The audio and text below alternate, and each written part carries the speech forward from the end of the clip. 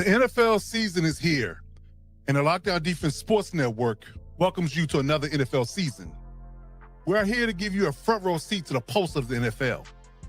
Join us every Tuesday night as we break down the latest news, dissect the hottest headlines, and fire off fearless predictions that might shape the future of the league. From the locker room drama to game-changing plays, we're just not watching football, we're living it. As the entire hit squad with young RG Robert Garcia, Coach Mike Dub, the real AG Alex Givens, and yours truly, Coach Defense, joins forces with the NFL Nation Live crew, Ref Guru, Violator, and the Saudi pirate himself, Captain Jack Rackham. So buckle up, because this isn't your average recap. This is the Lockdown Blitz, where the takes are bold, the insights are gritty, and the passion runs deep. Let's go.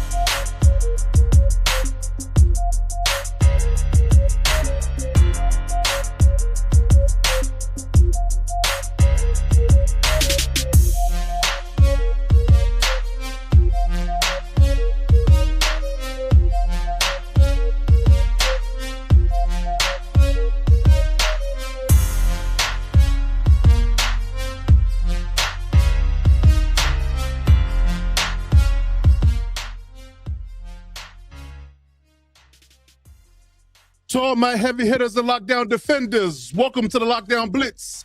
Joining me today, as always, this squad, young RG Robert Garcia, Coach Mike Dub, and the NFL Nation Live crew, Violator, the man, the myth, the legend himself, and Captain Jack Rackham. Gentlemen, what's happening?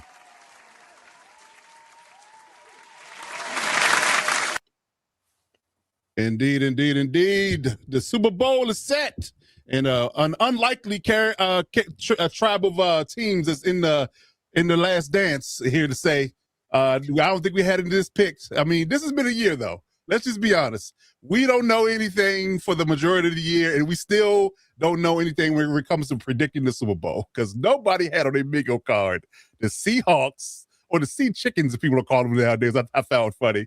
And the Patriots, of all people, coming to the Super Bowl and facing off in a remix version of the Russell Wilson Tom Brady Super Bowl, where your boy Malcolm Butler made his money and cashed in big to get the Patriots there. I think that was their fifth Super Bowl at the time. So yeah, it's interesting times, ladies and gentlemen. But let's go around the room. Let's do a quick check in. Young RG, good brother, how you feeling out there? What's going on? Feeling pretty good, man. Feeling pretty good. We obviously finally got the official signing of Mike McDaniel. So. Very happy about that. Yes, indeed. Yes, indeed. Things are looking up in Charger land for sure. For sure. Definitely. Coach Mike Dub, good brother. How you feeling out there? What's going on over there outside of being cold like me? That's about it, man. Just fighting the ice. And other than that, it's been a pretty quiet week in Commander Land. So, just sitting back, getting ready for Super Bowl weekend. For sure. Violator, good sir. How you feeling out there? You doing it a complete flip of what we're doing. You over there trying to dodge the heat. What's going on over there? Hey, man. Life in SoCal, man. It's beautiful. But doing great. Watched some great football. And like you say, we did not see this matchup coming, most of us. I couldn't have pulled that out of a hat. But No. It is reminiscent of a previous Super Bowl. And my hot take is, will they pass on 4th and 1 instead of running the ball? Or they run. So I'm hoping that scenario kind of repeats itself. So that's what I'm looking forward to, man. Other than that, ready to rock and roll today. Let's get it. My vote is to hand it to Kenneth Walker. That's my vote. Hand it to Kenneth Walker. That's your new age beast mode. Yes, hand it to him. That's it. Absolutely. Captain Jack Rackham, good sir. How you feeling out there? We missed you last week. What's going on out there in Florida? Yeah, I had a for those that don't know, because the crew does know, is that I had an internet outage last week, but I also had an internet outage the other day. And since I was in Texas, the lady that's in this house couldn't figure out how to get the Wi-Fi back. So I had to do that when I came home last night. So we were without the the security, the alarm, and all that other stuff. It's like I don't want to get into it, but I'm here, and the good thing is being out with Texas for the weekend. I was out with the great Ira Matthews and Lester Hayes. So nice. Got a nice little shot of that. I'm thinking about retiring this hat, but it's too damn pretty, just like me. So I might have to keep wearing it for a little while. But yeah, it's nice. It's nice. That signature on it, might well put that in the case. Well, I got the one with Phil in the case, so I got 2 hats that are already, with signatures. So I'll make a little. I got stuff. I mean, it's not like I don't have shit around the house, right? Yeah, true. A little bit. You got a couple of things around there. Look, a few trinkets. Just a little. Yeah, not bad. Not bad for a Raiders fan. Little shine, little bling over there. Not much to write home about. I was gonna say, talking about bling as a Chargers fan. Come on now. Oh, come on now. Low blow. We're not even 10 minutes into the show yet. I didn't say anything. It was given to me on a silver platter. Another thing you guys have not had a while, silver platter.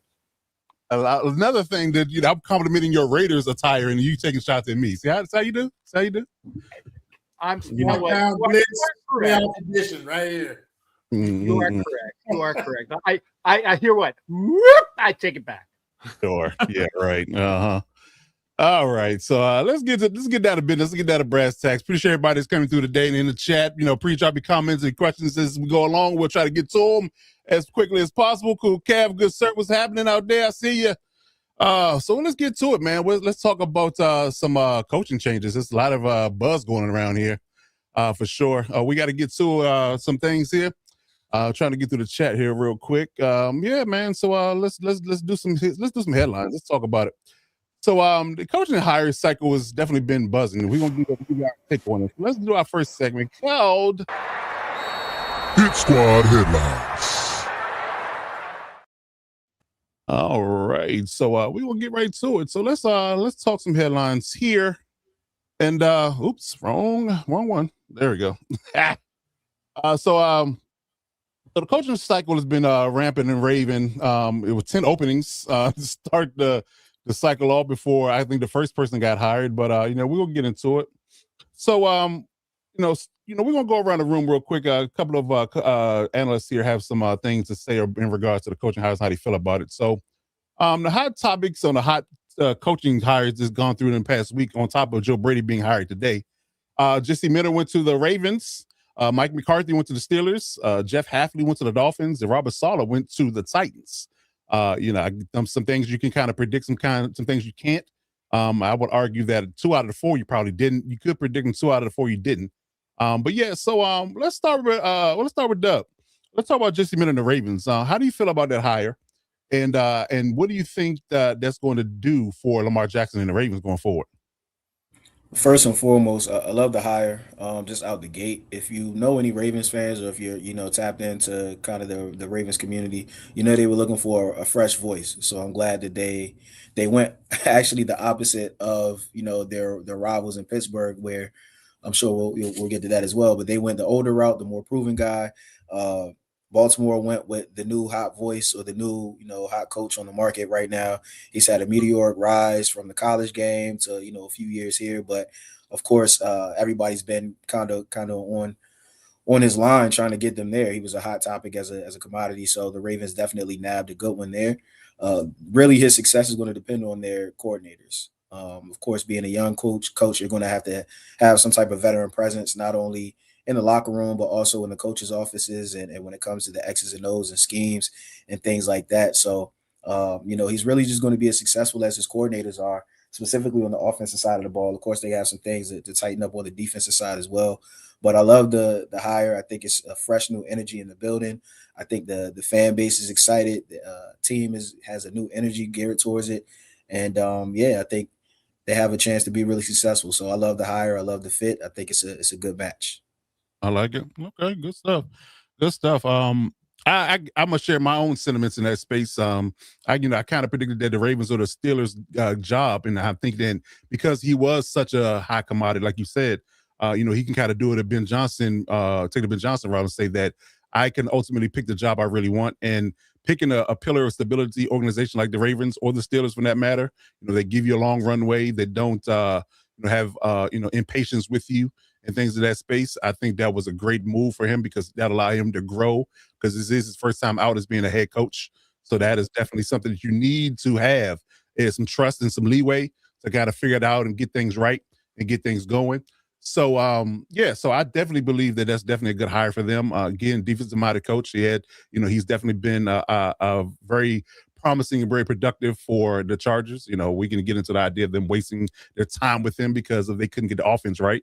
But he definitely he turned defense around, overnight, quite frankly, because, they were one of the top scoring offenses or defenses, I should say, in the league with his 2 years there. So, yeah, nothing but good things to say about Jesse, and I wish him well. It sucks for us to lose him, but with a guy that's with such talent, if he wants to be a head coach at some point, hell, you can't deny the man his progress, right? So you can't hold on to someone for so long. So kudos to him. Yeah, and I really hope that they, of course, Baltimore is a defensive city. When it comes to that identity of that team in the past, they've always been a good defensive team. It was kind of strange to see them giving up as many points as they did. So, not surprised to see them go that route with a head coach, another defensive or a defensive minded head coach. I think that's the first line of fixing the ship right now is getting that together. And then, of course, on the other side, making sure that, Lamar can come through and has everything he needs to stay healthy, first of all, but then, of course, take it to the next level. So I like the fit. Yeah. I'm curious. I'm hearing rumblings about them hiring Kingsbury as their OC. I think that'll be a slam dunk as well. So I think they need to go ahead and do that. But yeah, for sure. But you're right. I definitely agree with you. It really hinges on their OC. What is my old saying? If you are a defensive minded head coach, you got to have a rock star OC. Now, to Cap's point, you might not hold on to him for long, so you might have 2 or 3 in your Rolodex. But if you want to win games, early and often, you need to have a good OC if you're a defensive minded head coach. So definitely got to figure that out and get somebody that Lamar is going to vibe with. Yeah, absolutely. That's the key right there, is the locker room, and that's probably why I love this pick so much, is because it felt like they're in tune with what the players wanted and what the majority of the Ravens community wanted. So a part of just being successful is having the energy and having people on kind of on that side. So we've heard talks about Lamar having a say in who they wanted as the coach, and I'm sure he'll probably have some type of voice. Of course, not all the power, but he'll have some type of voice in the offensive coordinator as well, which will go a long way to having the locker room on your side. So all power to him. Indeed. Any more commentary about Minter before we move on to the next coaching hire? Yeah, echoing that, we wasted his time here because, goddamn, man, he's going to be a hell of a coach for the Ravens. Yeah, it really is. Again, it was so I was hoping against hope that we could form a legit dream team with him staying one more year with having Mike McDaniel, but it didn't pan out. But and then we lost Jonathan Gannon to the Packers, so we got to go deep dive and find a replacement. And it's going to be some big shoes to fill, in all honesty, for LA. The offense will be better, but we can't have the defense completely fall apart and be a Jesse Minter style, not Jesse Minter, but Brandon Staley style defense forward, because we don't want to have to win shootouts every week. We'll see how things roll. But yeah, so I'll be able to kudos to Jesse, wish him the best, and hopefully he won't get in our way. Yeah. That's for sure. Okay. You know those games are gonna be circled now. You already know that. Oh, absolutely. They already were when there was the brothers. Right, exactly. So you just it's heir apparent, I guess his young Padawan in Star Wars terms is now going to be facing them all, on a regular basis in the AFC. So yes, definitely looking forward to that, or maybe not. Just depends on how it goes. For sure. Okay. All right, so let's talk about Miami now. Let's move over to Jeff Hafley. He had a very interesting press conference, and he turned a lot of heads in regards to his demeanor and his I guess you could say his serious attitude when it came down to him being the new head coach of Miami. So, all right, RG, tell me what you think about Jeff Hafley and the hire in Miami. Do you think it's a good fit? Do you think it's going to work? What do you think about that particular hire? I think it's a decent replacement for Mike McDaniel. I think I like the shift from an offensive-minded head coach to a defensive-minded head coach. I think, you can get a good enough OC. The Dolphins are in it's such a weird state that their team is in currently, because the starting quarterback who's getting paid a boatload of money isn't the starting quarterback anymore. You have really no idea what Quinn Ewers is going to be. If anything, you're not drafting high enough, and this isn't already a highly touted QB draft either way. It pretty much is going to be Mendoza and as the quote unquote surefire pick, and that's pretty much it. So I think this is a good hire to kind of right the ship, and if they truly do decide to stick with him, because I feel like the Dolphins are facing a rebuild. I think that's pretty certain. I don't know what's going to happen with Tua, if they're just going to straight up cut him, if they're going to try to find a trade partner for him, although you would probably have to give picks along with Tua to trade him, just because other teams are not going to want to take on that massive contract, without a little bit of compensation. So we'll see what happens in that regard, but I think this is a solid hire for them to just kind of regroup, right the ship, maybe get that defense, up and running and be able to compete at least somewhat in your division. It is a brutal division you're in with the Bills, with the Patriots. Obviously the Jets are a little bit of a pushover, and they are the Jets, but for the most part, you've been in that third, peaked at second in the division. So there really hasn't been much winning there with McDaniel. So maybe Hafley can just kind of get the boys, change the mindset, start winning some games in different manners, and we'll see what happens. But this was the one coaching hire, not that I was confused about, but maybe I just asked a lot of questions when it broke news. So I thought maybe they'd go Robert Saleh. Obviously he goes to Tennessee. But yeah, this was their pivot. They were just dead set on getting a defensive minded head coach. And so with Saleh gone, you go to the next best option. Yeah, I think this can go one or two ways. Well, I think it can go one way or the other. I think there's no really middle ground here. I think it's going to be a really sneaky good hire because, people aren't really understanding exactly how good of a coach he is. He was really good as a defensive coordinator for the Packers. Not taking that away from him at all. I think he was really good in that space. But you always have to ask your question whether or not a coordinator can ascend to the idea of being the CEO of a team, and being the proverbial leader. So you have to ask that question. I think he, checked some boxes in that space about his press conference because he definitely gave a very stoic and presidential-like address when it comes down to his ability to deliver his message in his opening press conference, right? But you still got to see it on the field. Right. And he is up against it, like you said. I think that Miami is dealing with a serious rebuild. The Tua contract is massive to get rid of this year. They can wait it out and potentially bring in his heir apparent at some point. This draft is very interesting because I think that outside of clearly, you mentioned Mendoza and being the top guy, and there's a bunch of guys that are either developmental or, have fallen off the radar. I think if you gave a runway to some of these guys, they've kind of fallen by the wayside, like Drew Aller and a few other names on the board. If you gave them some runway with their talent level, I think you might be able to get a guy that you can, maybe pick up in the third or fourth or fifth round. And, within 2 or 3 years, he might be a proverbial starter. So they might be looking at it from that space, but they got a lot of things to fix with little money to do so. So I'm hoping that Stephen Ross knows that and gives Jeff Hafley the carte blanche to fix the misgivings of the previous regime for sure. So we'll see how things go. I will say too, to kind of finish your point about it going one way or the other, it could go very well with, like you said, it's a fresh new face and completely changes the culture in there. Or it could go the Brandon Staley route where, having a premium pass rusher a la Aaron Donald helps a lot and, kind of makes it a lot easier to run a defense when you have that surefire piece there on the D line. So he obviously doesn't have that in Miami. He really doesn't have a whole lot to work with in Miami. So this first year, most likely than not, is probably going to be a rough one. Wouldn't be surprised if they're 5 wins and under.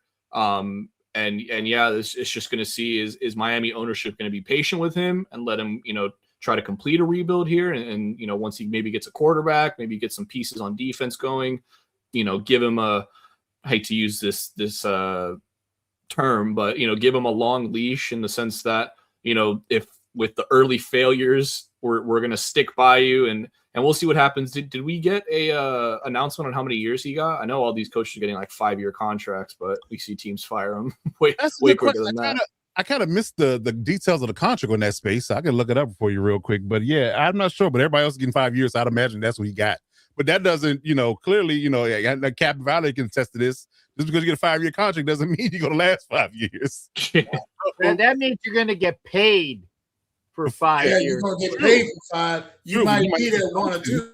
Yeah. There you go. But on that Miami hire, I think that's mostly ownership laying down the law, so to speak, because this guy's bringing some rebuilding, yes, but they're bringing in a guy that has more structure about him, to say the least. Everything was what I've been hearing was kind of loosey-goosey under McDaniel. So they wanted somebody to kind of like put the barbed wire up, so to speak, for the young cats to know, don't get too close to this. So that's what I'm thinking that whole thing was about. You've got to deal with Tua and his contract until they can milk him at least a couple of more years out of that, and then find a way to put him out the pasture. And they will be looking for that next up-and-coming QB. Yeah, and it's RG's point. If they do go 5 and whatever or less than that, then they definitely will be prime position to draft the quarterback in next year's draft. Yeah. Maybe stick with Tua for 1 more year and just hopefully he stays healthy and they'll have their pick of the litter. No pun intended, from getting the quarterback for 2027. So we'll see. I think I'm sorry. I wanted to. I missed. Go for it, Cap. The thing, you guys are kind of poo-pooing a Mateer out of Oklahoma, and you mentioned Drew Aller, but I think Mateer. And remember, they got Quinn Ewers, who was out of Texas, and he isn't bad. He's a little on the undersized thing. I think Mateer, once he comes back to full productivity, he's not a bad quarterback, and they might be lucky enough to grab him too. Yeah. Oh my God. But yeah, I think that, again, the guy, I just named one person in that particular aspect of it, but I think there are a few guys on the list that were, I guess you can say, top candidates at the start of the year. But as things went on, they kind of fell off to the wayside, and Doza was the only one that matriculated to the top of the ranks, and he stayed there. Everybody else kind of fell off. People have misgivings about Top Simpson. Trinidad Chambliss is fighting his eligibility issue. Garrett Nussmeier, Carson Beck. Kay Klubnik, Drew Aller, Diego Pava in his 5'9" stature. There's a lot of names here. There were names at the start of the season, but they didn't have the best season, so people aren't looking at them as day one starters. More, I would say there are a lot of guys that are projects, but they do have talent. You have arm strength, athletic ability. Them getting a lot done in the college ranks is left a little bit to be desired, but you might get a coach that can work with him and turn him around into a proverbial pro because he has the talent. Maybe you get a Tyler Shuck. But exactly. Something like that. You see I'm looking at this growing theme now. Everybody's tried the smallish dual threat kind of QB. Now they're going for the larger in stature guy that can take more punishment. Right. That's why Mendoza's so advertising, because he's so high. 6'5", 225 pounds. So there you go. They're gonna put 10 on him just in the weight program. He's gonna have 10 pounds. Absolutely. So you're looking at 235. It's 6'5". Yeah, that's the guy right there. That's the guy. Just as long as he doesn't get Jamarcus big, we'll be okay. Yeah, please don't. Yeah. Wow. Okay. Too many sweet potato pies. That was the problem with that. Sweet potato pies and purple drank, but I'm just gonna say. Ed, he's traveling. He's been traveling the last couple of weeks. So that's why he's been missing. He's been traveling. But yeah, hopefully we'll get him back here soon once he gets his schedule freed up. Yeah, but that's the only reason why we're missing Ref at this point. He's on travel. I'll make this quick last point on the Tua thing. Or on the Dolphins thing. I just think there's no way you can go back to Tua after benching him. I truly he's got the money, but his confidence has to be just incredibly shot right now. Forget the fact of the injury concerns and that aspect of it. And he did stay healthy. That if you want to take there wasn't many positives to take from Tua last season. But if you want to take one positive, he did stay healthy for the most part. He did. And I just feel like already at that point, your confidence is shot. You got benched for a 6th round QB. Like I don't know. Maybe you know what? Maybe he's mentally tough and he's able to block out, that noise and he's able to just stay confident. But I think that might be last season. Might have been the last time we saw Tua on a football field. Wow. Okay, that's a little bit of a hot take. I'm not. He's not without merit, though. I get what you're saying. I definitely get what you're saying. But I mean, if he was told, you also have to realize that there's a new regime. So you have everybody feel like they have a fresh reset and start with a new coaching staff, a whole new coaching staff. Everybody's different. Everybody's start from ground zero. You can look at it from that space, and as well as if Mike McDaniel told Tua when he started Quinn Ewers over those games, they're like, look, we're out of it. I don't want to get you hurt. I want to preserve you for next year. So that's the only reason why we're doing it. We're just giving the kid a look, giving him some experience. We don't want to put you in harm's way. There's really no point in you playing. But he didn't never give him the inclination. Clearly Mike McDaniel's gone now, but he didn't give him an inclination that he would want to go and be the starter going forward. So if you told him that, if you had that conversation, then this should be fine. But if you didn't, then to your point, you could be looking at a situation where his confidence might be shot. I mean, with the injuries and the inability to pass protect him in a sense, all lines been bad, and you're not going to fix that overnight.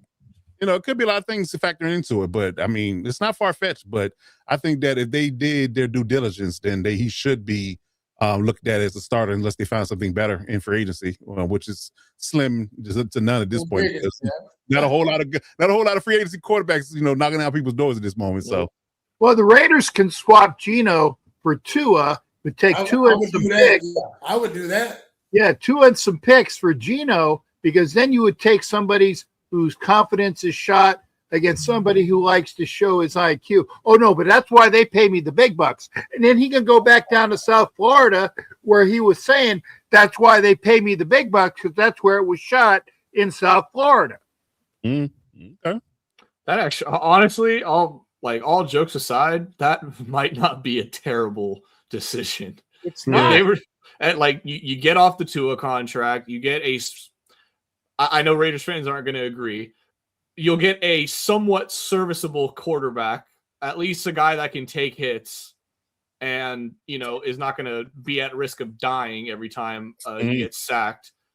And I mean, hey, like you say, you get off from under the contract and the Raiders, they're in a position where they can eat that cap with no problem. Well, I would say we'll take Tua picks and kind of do what the Phillies are trying to do with Nick Castellanos. We'll take some of that, but you got to eat some of the contract back. You do that, and I can see that trade happening. Oh, if they got to eat some of the contract, they're not attaching much to it.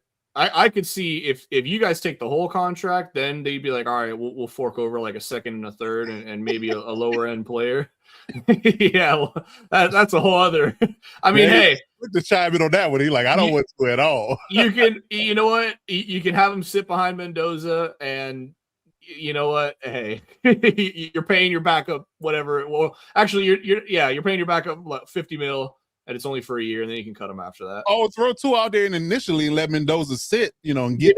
That's what I was going to say, because you do not put Mendoza. Right, and thank you, the Violators. I was going to say AOC 12 should be the starter from jump, because you don't want to put anybody behind whichever line is in the iteration for the Raiders this year. And yes, we had the worst offensive line in the AFC West. Book it, okay? It's just wrong.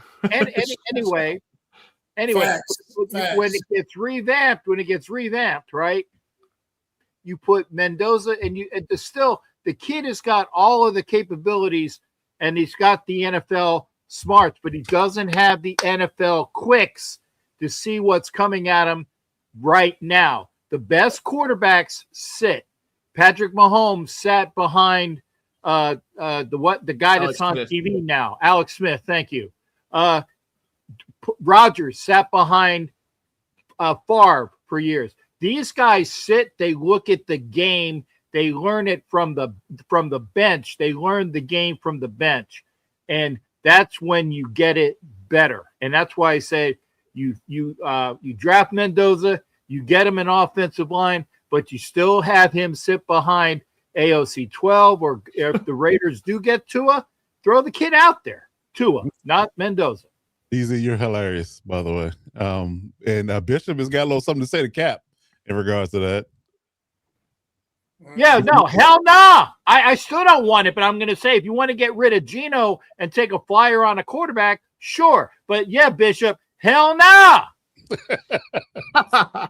There's a lot of people not on the Tua trade here in the chat. I feel like a lot of this comes down to the picks. Like if you're getting picks with him, then it's somewhat worth it. But if you're not, because again, we're expecting Miami to be terrible. So those second and third round picks, they could be pretty high up in there. They could. Okay, we'll see. All right. So let's move on to the Titans. Violator, let's talk about Robert Saleh. And how do you feel about that hire? Do you think it was a good one? There are rumors that Brian Daboll might sign with them as OC as well. So how do you feel about Robert Saleh being in Tennessee? I think Tennessee is getting ready to come up. They've got a first-round pick quarterback. If he gets Brian Daboll, if as his OC, there's somebody that can mentor that young kid, teach him some nuances. But with Coach Saleh himself, they're getting a solid defensive guy, and I think he will still call his own plays, even though he may bring in a defensive coordinator. He kept a few of his staff members right now.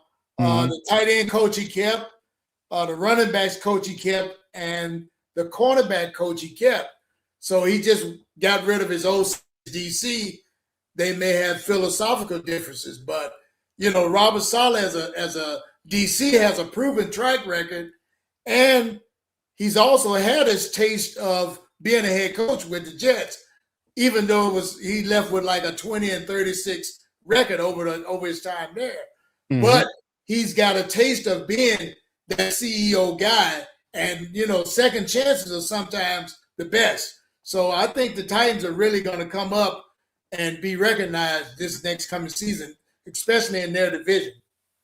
Yeah, I mean, we're talking top cap money. They already got their quarterback, so they can go big game hunting for all the top names to fill the voids in that roster.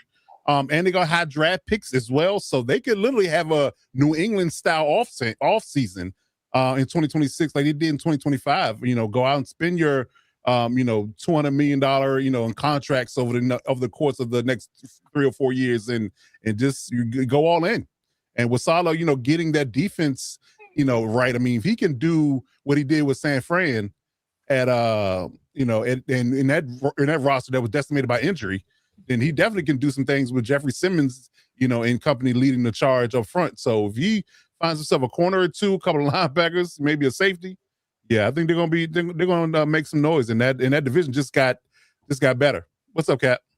I seem to recall somebody on this panel said that Robert Saleh was going to be a head coach. I had the team wrong, but I said that Robert Saleh was going to be a head coach. I had it as a hot take. And you know what? I'm sorry that the Raiders didn't pick him with a hot young OC as I contemplated. But yeah, like I said, you have Brian Daboll might be going over there. That's what I was going to say. Robert Saleh comes to the Raiders with an OC of fine repute. Raiders take off on that, but it's not going to happen. But I seem to recall that somebody had Robert Saleh in the head coaching sweepstakes as a winner this year. I mean, I don't disagree with you, because I think that he got a raw deal when going to the Jets in the first place. Yeah. I really think that he was a scapegoat for a lot of their misgivings. And you see how quickly they floundered and fell on their face the moment he left. It literally started falling apart the day he left. So clearly you could tell who the problem was from jump. And Harbaugh was smart to bring him back as the defensive coordinator for 1 year, and then boom, right back to another head coaching job, because he's a culture guy. I think he sets the culture. I think he gets really the most out of his players, and he's really good schematically. He's really good schematically. So I do believe that he's prime and ready to turn the Titans team around. And if he does get Daboll, you're talking about 2 former head coaches as running the defense and offense, that should be a winner, in my opinion. That's experience on both sides. Absolutely. I like the hire for sure. Yeah, okay. The Titans are definitely going to be one of those teams that like other teams just hate playing. They're going to be one of those teams that on paper. Yeah, they're kind of already like that now. Like they're just going to be gritty. They're going to be tough. They're not going to lay down, and eventually that's going to turn into wins. So they're going to be one of those nagging teams that you can never get away of, that you hate playing. Yeah, and if I'm the coach, I watch my back because I think that they're coming for, blood in that division. Because clearly the Texans, are a prime position as well as the Jaguars, based upon the last season. But the coach might want to watch their back, because if they don't, the Titans are going to mess around and knock them off a few times and be at least third or higher in that division if they win games at the right level, for sure. That's a sneaky, nice, division of coaches right there. I mean, you got D'Amico Ryans in Houston, you got Liam Cohen in Jacksonville, Shane Steichen in Indy, and I get Indy, kind of floundered towards the end of the year, but I think we can all attribute that to Daniel Jones going down, and the fact that they were playing as well as they were with Daniel Jones at quarterback. You definitely got to give credit to Steichen there. So this is going to be a little, obviously no Super Bowl wins or anything like that between any of these coaches, but a nice young core of coaches in this division. I'm excited to see how it shaped up. Okay. You're seeing that trend of new juice in the NFL. Yep. And it's changing across the whole scape of it. And it's just, like we say, it's trending. That is a thing. It's not just a trend, because every team is copying the others, success kind of formula. So it's going to be interesting here for a few years now with this year's coaching carousel. That's going to set up other teams that's going to follow after this coming season. There's going to be another carousel. So listen, they turned over a third of the coaches in one season. Yes, in one season. Yeah, I think that was precedented, right? It was. It wasn't precedented. You're right. You're right. Okay, so I was going to talk about Mike McCarthy in replacement of Alex, who's not here with us, but he's here with us in spirit. If you saw his message earlier, he got a screaming baby he got to deal with, so he couldn't join us today. But I got something to say about Mike McCarthy on Patreon. We just started a Patreon channel for the network. And if you haven't signed up, please do so. We'll promote the link at the bottom of the screen. So I'm going to do a video on Mike McCarthy in its entirety on Patreon coming up here soon. So I'm going to let Dub handle Mike McCarthy's coaching hire and give his thoughts, because I have a lot to say on it, and it's going to be lengthy, and I don't want to take up the whole show for that. So I'm going to recuse myself and let Dub take Mike McCarthy hire from the Steelers. Yeah, well, this one won't be very long on my end. I think this is a matter of they had to make a decision, and it feels like they went with the safest, what they thought was going to be the safest bet. Mm-hmm. I think what this says more to me, and what this is more of, I guess, a flag, is how they must have felt, or maybe lack of feeling, for Brian Flores. Because I mean, it felt like the carpet was laid out for him. It felt like Tomlin gave his highest recommendation, and whatever the case is, it just seemed like that was going to be the best fit. But for whatever reason, they just didn't feel like that was the way to go. And I'm not sure where they landed with some of the other guys, but it felt like they thought they were going to go one way. The interviews or whatever, when it came down to it, they decided, nah, it just doesn't feel right. Let's go with the safest pick for now, because similar to taking, an aging vet at quarterback, or taking a guy that is not going to be your guy in the future at quarterback, this is just a holdover until they find that hot coaching candidate or that hot guy that they actually fall in love with. So I think this is just a case of, it was either they were going to find somebody that they absolutely fell in love with, or they were just going to go with the safe guy to get them over the hump until, they find somebody that they do fall in love with. So we'll see how long it lasts. Obviously, this is a rental between him. We still don't know what's going on with the quarterback situation. That's another rental. But if I'm a Steeler fan, or, the Steelers organization, this still just doesn't seem to have any type of idea of where they're going forward with the organization, with the franchise. What they have in that building is not a championship contender, not from a coaching aspect, not from, a personnel aspect. Nothing they have says that they're going to contend for a championship. And what's even more alarming is nothing they have says that they have any type of plan going forward for the future. So this is just something that to keep their head above water. We'll see what happens when, throughout the season. But I'm just, like I said, more than the hire, I'm more thinking about why they didn't hire Flores and what that means for him going forward. Yeah. Again, I'm not going to break. I'm not going to. I'm not going to hold on to Patreon. Don't hold back. I'm holding for Patreon, so check it out. The videos we drop in our inaugural week are going to be free. as a trial, and so check it out. It will be dropping tomorrow. But just to say, this is completely and utterly opposite of what the Steelers typically do. This was a Make-A-Wish hire. Oh damn! Yeah, this was just. Woo! I'll say it for you. I'll say it for you, Coach. This was a Make-A-Wish hire. Make-A-Wish hire. Wow. What the fuck are the Steelers doing, man? This is like I don't even know how to explain the ineptitude you had to hire Mike McCarthy. Like the one piece of credit I give Mike McCarthy, he is a floor raiser. He will elevate a terrible team to somewhat look like a comparable NFL team. The Steelers didn't need a floor raiser. They have been the definition of setting the floor for the last decade and a half. Wow. That was the last thing that they needed. So this, to emulate Coach Dub, this is just an asinine hire and is completely different from what the Steelers have been known to do and what they flaunted in doing at head coach for their entire existence as a franchise. Wow. I just think it's got a lot to do, like what Coach Dub just said, how much they had disdainment for Brian Flores. And my thinking is that this guy is probably one of those coaches, kind of like the Chiefs. Eric Bieniemy. Eric Bieniemy. And they're kind of like in that blackball kind of section of the room, so to speak, right now. Yeah, Eric Bieniemy, their violator. Yeah, I appreciate you, bro. I'm looking at his face, but I couldn't say his damn name. Right. Yeah, Bieniemy. Yeah. I mean, you could argue what the Flores is, I guess you can say persona non grata is on him because he sued the NFL for discrimination, and this is clearly merited. Y'all gonna get me started. Okay, it's clearly merited because every time he's up for a head coaching job, he gets passed over or he gets interviewed for the sake of the Rooney Rule, which kills me because the Rooney Rule is based on Art Rooney, who is the owner of the Pittsburgh Steelers.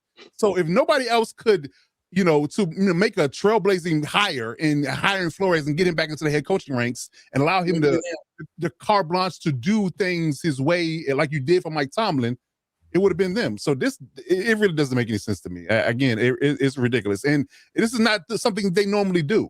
They hire a young guy who they give them the long runway to, obviously set his culture, put things in place how he wants them and, take off and running and keep them, relevant throughout their tenure. Now, I'm not saying that you're going to, obviously deliver a Super Bowl in that time frame, but you'll at least be, a very competent and relevant team. So I don't understand because Mike McCarthy is 62 years old and he's an old 62. He's not a young 62 like Vrabel's a young 50. He's an older guy. So you're not going to get 18, 20 years out of him. You're just not. So it's very mind-boggling to me why they hired him. It really is. I don't understand. Hell, you'd be happy to get 18 months out of Mike McCarthy. And like I said, I don't think they want that. I don't think they want more than two. They're just trying to get. It feels like they're just trying to get through this Aaron Rodgers phase or whatever for the next 1 year, and then they'll worry. But it's just weird that they haven't set any type of, I guess, direction for what they're going to do after this year or two. So yeah, but it's, to me, I agree. It's clear that they're not looking for 3 and 4 years. They haven't found the guy that they're going to fall in love with long term. And I don't know if there's some hot guy that they have their eye on, some hot coach or whatever that they have their eye on or whatever. Mm-hmm. But it's just weird that clearly they're not looking for something long term right now. I don't know what they're looking for though. Which is crazy, but again, I mean, unless they got somebody that they have in mind, it's not going to be available to them until Mike McCarthy, completely and utterly, I think they're looking though, and I think McCarthy is just a bridge guy, like Dub just said. They're looking, but whoever they're looking for is not in this coaching cycle. Okay, that's fair. I agree. So maybe the Tomlin's resigning kind of caught them off guard, and they were kind of scrambling. That's why they're in this ballpark now. Maybe that's what it is. I don't know. And I think all that news is coming out pretty soon too. Bishop been teasing it all. I listen. I'm not touching it. I know, but hey. This is big broadcasters. You know, La la la la la la la la la la la la. I'm not touching that. I'm not touching that. I don't have my disclaimer video ready to let them know that we're not accusing anybody of anything. So I'm just going to keep my mouth shut on that one. But he definitely, if you're in the chat, he definitely has some tea on why you think Mike Tomlin stepped down. So we'll see. Be continued. Yes, Be continued. Indeed. All right. So that is it for our coaching hires. Anybody want to talk about Joe Brady real quick before we move on? I mean, clearly that came out today. He was on the docket before we loaded up the show, but yeah, that's another interesting one for me. Continuity. I mean, he's been there with the team. He's been there with Josh Allen. Josh Allen is familiar playing under that offense. If they didn't think he had the chops, they went out and got somebody that they think it had the chops. I think it's a natural accession and in-house. And I think if you want to keep if you want to keep the band together, when you lose your lead singer, you have Phil Collins replace Peter Gabriel. You know, that's what I'm saying. Damn, Cap, good ball, man. Good one. That's a good one, Cap. Oh man, that's a good one. I gotta give you credit for that one. That's a good one, brother. That's a good one. I like that. That is a good one. For those, for those who've been alive long enough to know that. Yeah. Oh yeah. For sure. But I think too, it was to keep Josh with somebody he was familiar with that can work with him. Mm-hmm. And basically the front office keeping him happy, because you've seen the guys that came through there for interviews and nobody seemed to fit. I thought Dable was going to be the guy myself. Yeah, I thought that as well.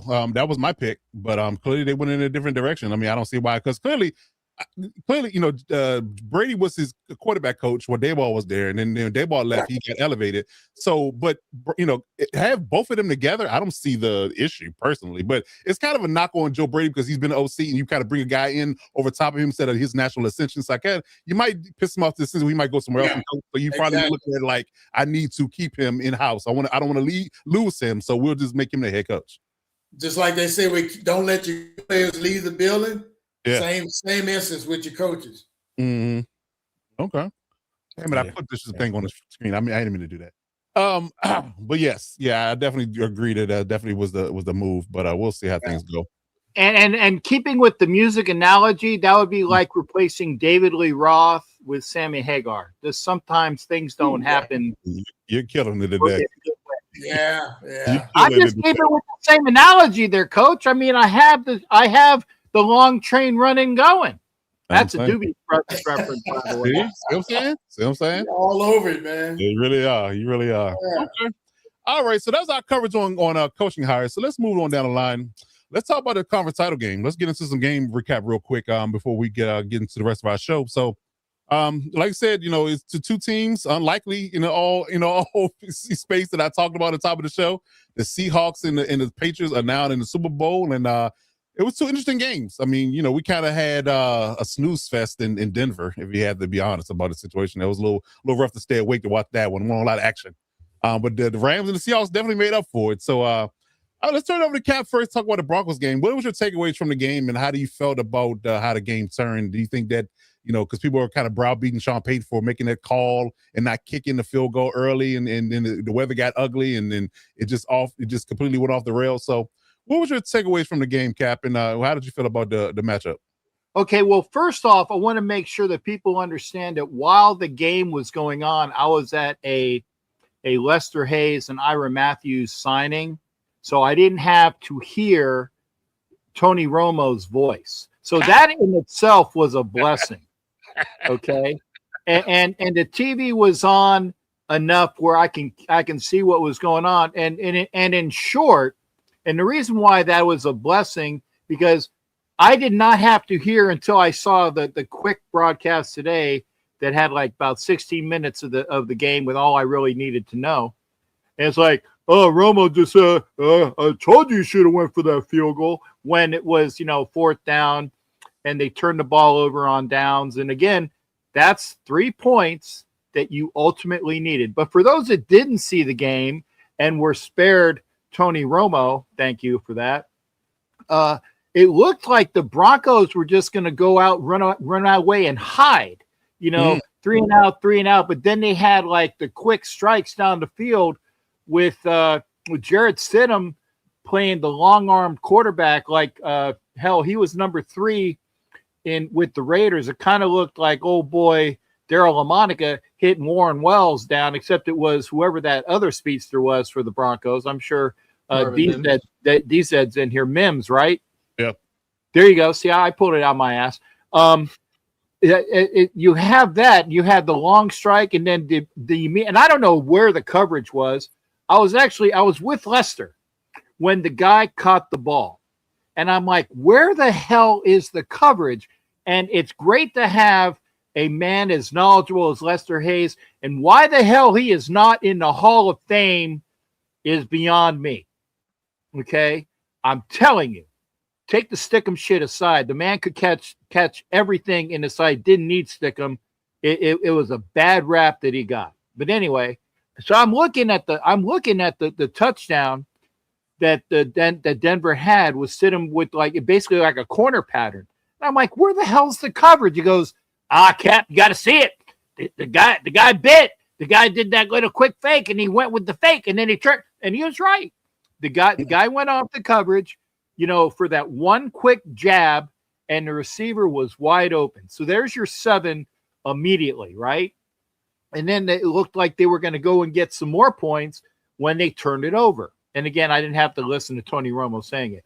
So when the Patriots had the turnover that was, again, caused by Stidham on a short field, you can't make this shit up. Stidham is his own word. And I like Jarrett Stidham. This is not a inclination of, bombing Jarrett Stidham, because the kid played well overall, okay?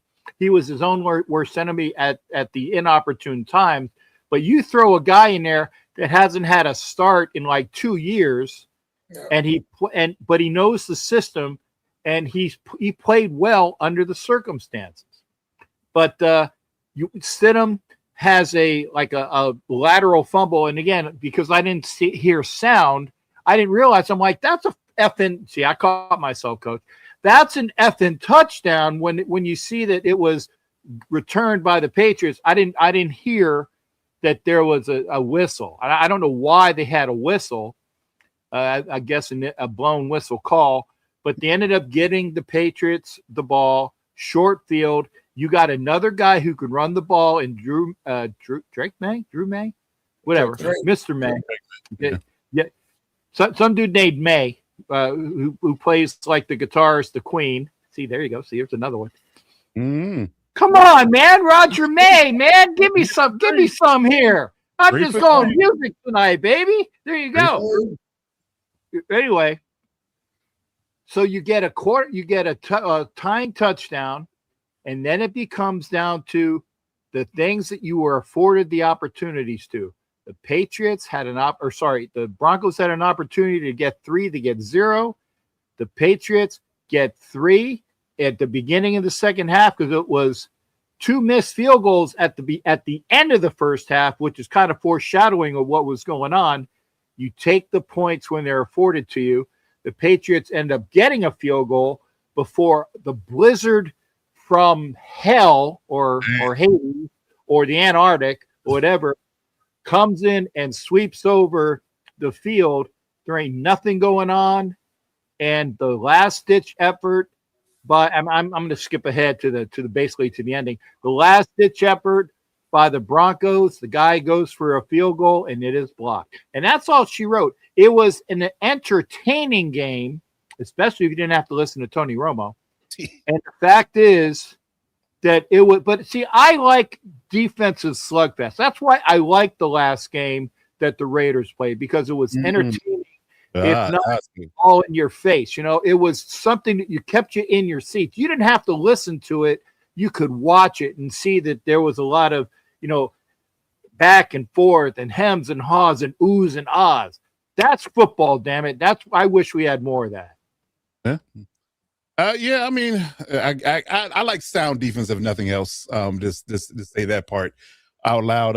You want to see some scoring. You don't want to see a 3-3 ball game, and I think that's what the NFL is trying to get out of, or have been trying to get out of for the last 10 years per se. Especially after that I think they really had enough with that Patriots Super Bowl a few years ago. Was against the Rams? The Rams, with Jared Goff. It was like 10-7. They don't want to see a 10-7 Super Bowl. It was 10-3. 10-3. Yeah, right. So it was brutal. Brutal watch. So I think they had enough of that. They don't want to see that in the Super Bowl, so they kind of pivoted some rules here. But I agree with you. I definitely like sound defense and defense to show up at times where it needs to show up at. I'm definitely not going to knock that. But overall, it would have been a 10-7 ball game, and clearly we took that field goal early when the weather wasn't bad. And that's the only thing I really have a knock on Sean Payton for. You had to know what the weather was going to be like. Yep. They were calling for snow from the jump.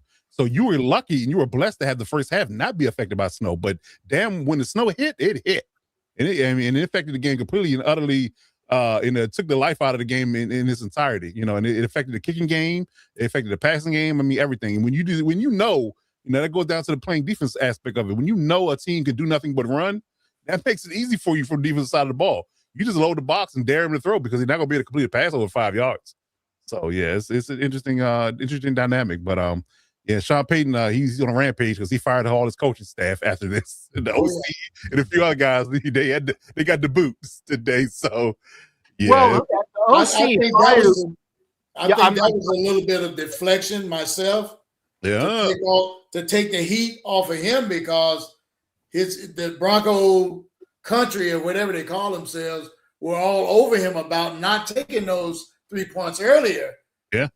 Like you said, knowing that the weather was going to change. And I mean, when it changed. And that really affected the second half of the game. It pretty much shut down any passing that Stidham may have wanted to try. Yep. Because of the wind. Mm-hmm. So they did. They stacked the box. They shut down that little running game that they had. It was game over. Yeah, I agree. I definitely agree. One other thing, Coach, and again, I apologize for I'm hitting everybody on the jump as soon as I'm trying to find the right time to come in. I apologize. I'm not deliberately walking on people. But when you get rid of Mike Lombardi, who was the Broncos OC, which I told was fire, he's not the greatest. Joe Lombardi. Okay. Whatever. Mike, Joe, whatever, Matt, Stu. They're not Vince. That's all that matters. Right, exactly. And actually, he's definitely not Vince because I actually thought he was of that lineage, and he's not. So there you go. But, Matt, Shemp, Curly, Mo, whatever Lombardi you got, he's not a great coach. I mean, and you get rid of him. And why do you get rid of him? Oh, I don't know. Maybe because your passing game coordinator is being bantied about to be the head coach for one, if not two teams. Mm. You get that bad boy out of the office and you automatically promote. Yeah. There you go. Davis Webb to OC. Thank you, Mike Sarah. Now, here's the thing, though. You can do that. But God forbid if the Raiders said, we want you as head coach. I don't know under the stipulations of you got to go up.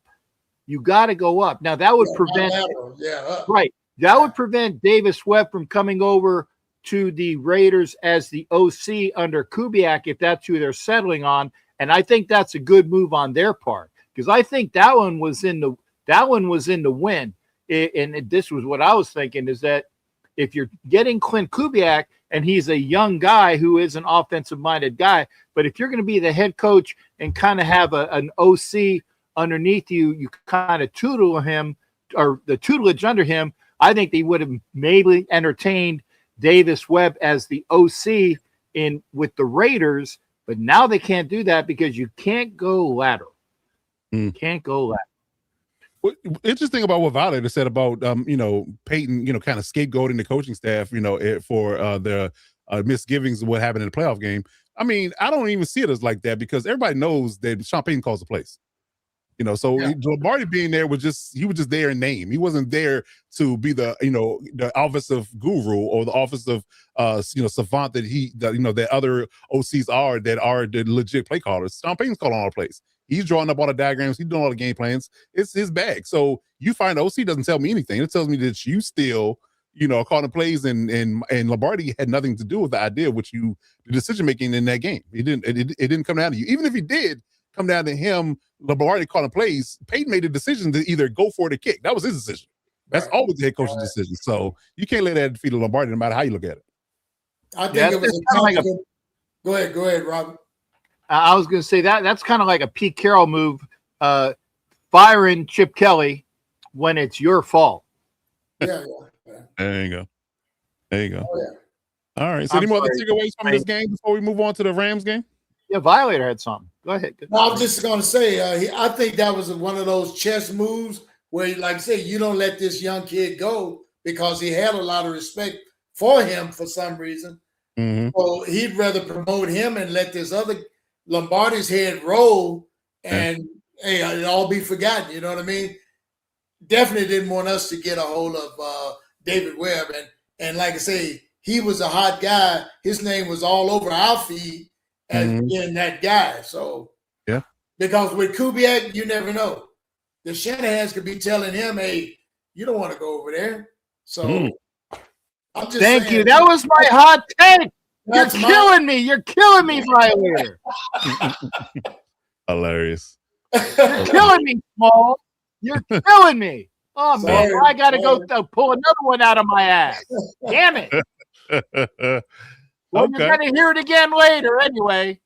I'm just thinking of that old rivalry between us. It ain't going nowhere. Right. Yeah. Right. Okay. All right. So we got the NFC matchup, and it definitely didn't leave nothing on the plate. They definitely finished their breakfast in this space. There was a lot of points scored in this matchup. It wasn't like the AFC matchup at all. It was definitely a knockdown drag out. So let's tag team this one between me and Dub. Let's talk about the Rams Seahawks matchup. What was your perspective on it? I have some takeaways from it from my own perspective. But what was your thoughts on the game? Yeah, first and foremost, and we'll touch on this a little bit later when we get into the awards, but in case there was any question beforehand, the NFC West is just purely the most talented division in football. I'm sorry. I mean, like stars galore, whether it be Adams, Cup, not Cup, Cup on the other team, but I meant to say Puka. Yeah. Adams, Puka, JSN, Kenneth Walker. This is just in this game, you know what I mean? And it was just stars being stars. Stafford, Darnold played well just across the board. It was an entertaining game. It was, ballers balling out. The energy was there from start to finish. It was what we thought it was going to be. And it was also a coaching masterpiece. I mean, if you look at some of the plays that were called, that touchdown to JSN and how they schemed him up on that corner route, in the line, it was just beautiful. And it was great to see from a football fan's standpoint. I think the best team won, but if you would have played this game 10 times, probably it would have been 5-5. I really believe that. I definitely agree with that. I mean, and I think you could probably point to the muff fumble that really changed the tide of the game. Definitely changed the dynamic of the game. It really did. That was it right there. That was the delineation, and it was so bad that they took him off that coverage, and he didn't return a punt after that. It was he might not even be on the roster after that. He might not. He might not. At that point in that game, you knew anything. Probably the team that had the ball last, maybe would have won. Possessions are at a premium.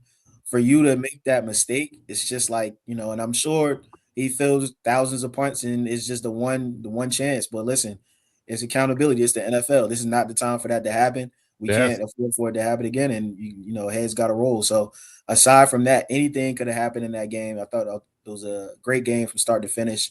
Like I said, it was stars all over the field. But shout out to the Seahawks for coming through and pulling out the dub.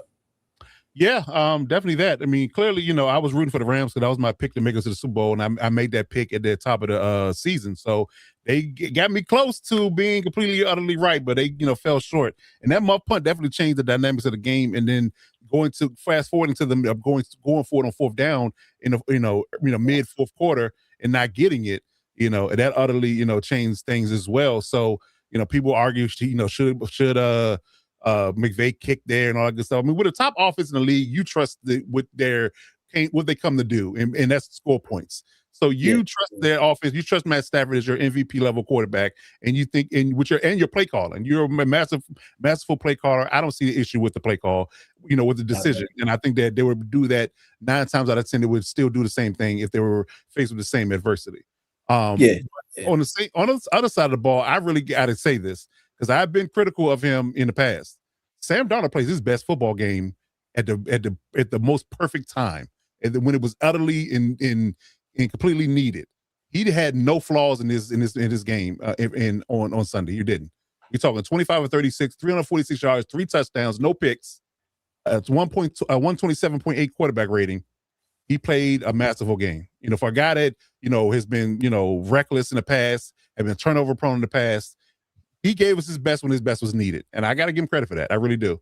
And that carries over to the Super Bowl. The Patriots got a lot to deal with that defense, especially. So we'll get into later on. We'll get into our Super Bowl conversation, but the Seahawks definitely earned it. I'm sure I share that in lockstep with you, Dub. They definitely earned every bit of that matchup, and they definitely went to the right team because they definitely played completely and utterly well, and they did not give up anything easy. It was definitely a tough game with 2 great teams. I'll argue that might have been the 2 best teams in the NFC. Period. Yeah, definitely. And go ahead, Dub. Oh, the last thing I was going to say really quick. I mentioned it last week, I should say, how Charbonnet getting injured was going to open the door for Kenneth Walker. And I say it again, like running backs, they don't always get the same type of, it's like a 3-point shooter, right? Sometimes you got to get a rhythm. You got to get going. You got to get, things like that. And the NFL doesn't allow running backs to get that rhythm and to get going and to get a feel for the game because of injury and, almost low management. But there are a lot of guys that could be that bell cow and could be, amazing running backs and do the things Kenneth Walker did and the same things we see from Saquon, the same things we see from Bijan and the same things we see from CMC. There are a lot of backs that, can do similar type of things, but they just don't get the chance because they're splitting carries because you're trying to preserve their body. But I just wanted to shed light on, just the ability that Kenneth Walker, he brought a whole dynamic to their team that teams haven't seen all year round. And we might see it again in the Super Bowl. So, of course, you don't want to see somebody get injured for that to happen. But boy, he really put the NFL on notice. He's a dog, and he could be that bell cow running back. Yeah, as long as he's healthy. When he's healthy and whole, he's definitely a legit back, and he can do it all. And the Seahawks will have a decision to make because his contract's up. So they're gonna have a decision to make on him, especially with Charbonnet being hurt. Either whip out the franchise tag or open the checkbook. But I wouldn't let him walk out the door if I'm them. Nah, not at all. Okay, Viola, you had someone in this game? No, I was just saying. I was just going to reiterate about the outcome of the game, and listen to Coach McVay in the post game. The camera caught him a couple of times with expressions that you knew he didn't want the camera to see. So he covered his face and said what he wanted to say. But when he's talking, you could just hear that hurt when he said, we were prepared to walk out of here victorious. And so sometimes when you get that right cross and you don't see it coming, it kind of blindsided you. So like you say, now we look back to that kid's fumble.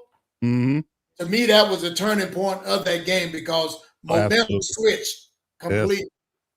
And I was going to say about Sam Donaldson, there was a twinkle in his eye that he remembered all the stuff that had been printed, said, and song about him. It was like, eat that. That was the look that he had on his face after coming out victorious. Like you say, he played almost a perfect game. And he did. I mean, there wasn't no flaws. Yeah, and under pressure now, under pressure. Yeah, he got sacked 3 times in the game, but it didn't phase him. Yeah, it didn't phase him. Didn't phase him. I'll say this too about the Rams. People often forget that there are 3 phases to a football team. How about there is the offense, there is the defense, and there is a little redheaded stepchild, also known as special teams. And what has killed the Rams all year long, they fired their special teams coordinator midseason, something that Sean McVay never does. He always rides out his coach's paws for the entire year. And and then you can decide in the offseason to make changes or not. So that just went to show you how bad it was, the fact that Sean McVay made such a drastic decision. And, ultimately you try to replace it. It didn't work out. And what lost you the game the last time against the Seahawks, special teams, missing a field goal and a prime opportunity to set yourself up and, essentially walk it off. Same part here, a muff punt. And that was basically it. That, like you guys said, that muff punt was the game right there. It really was. It really was. So yeah, it sucks for them, for the Rams, perspective, because they were definitely, the top offense in the league all year long. But to my point earlier, Seahawks definitely earned it, man. They definitely earned it. So gotta tip the hat to them for sure. Definitely a great game. Definitely gave us, for that trilogy, they gave us 3 good games. That's for sure. Oh, That's for sure.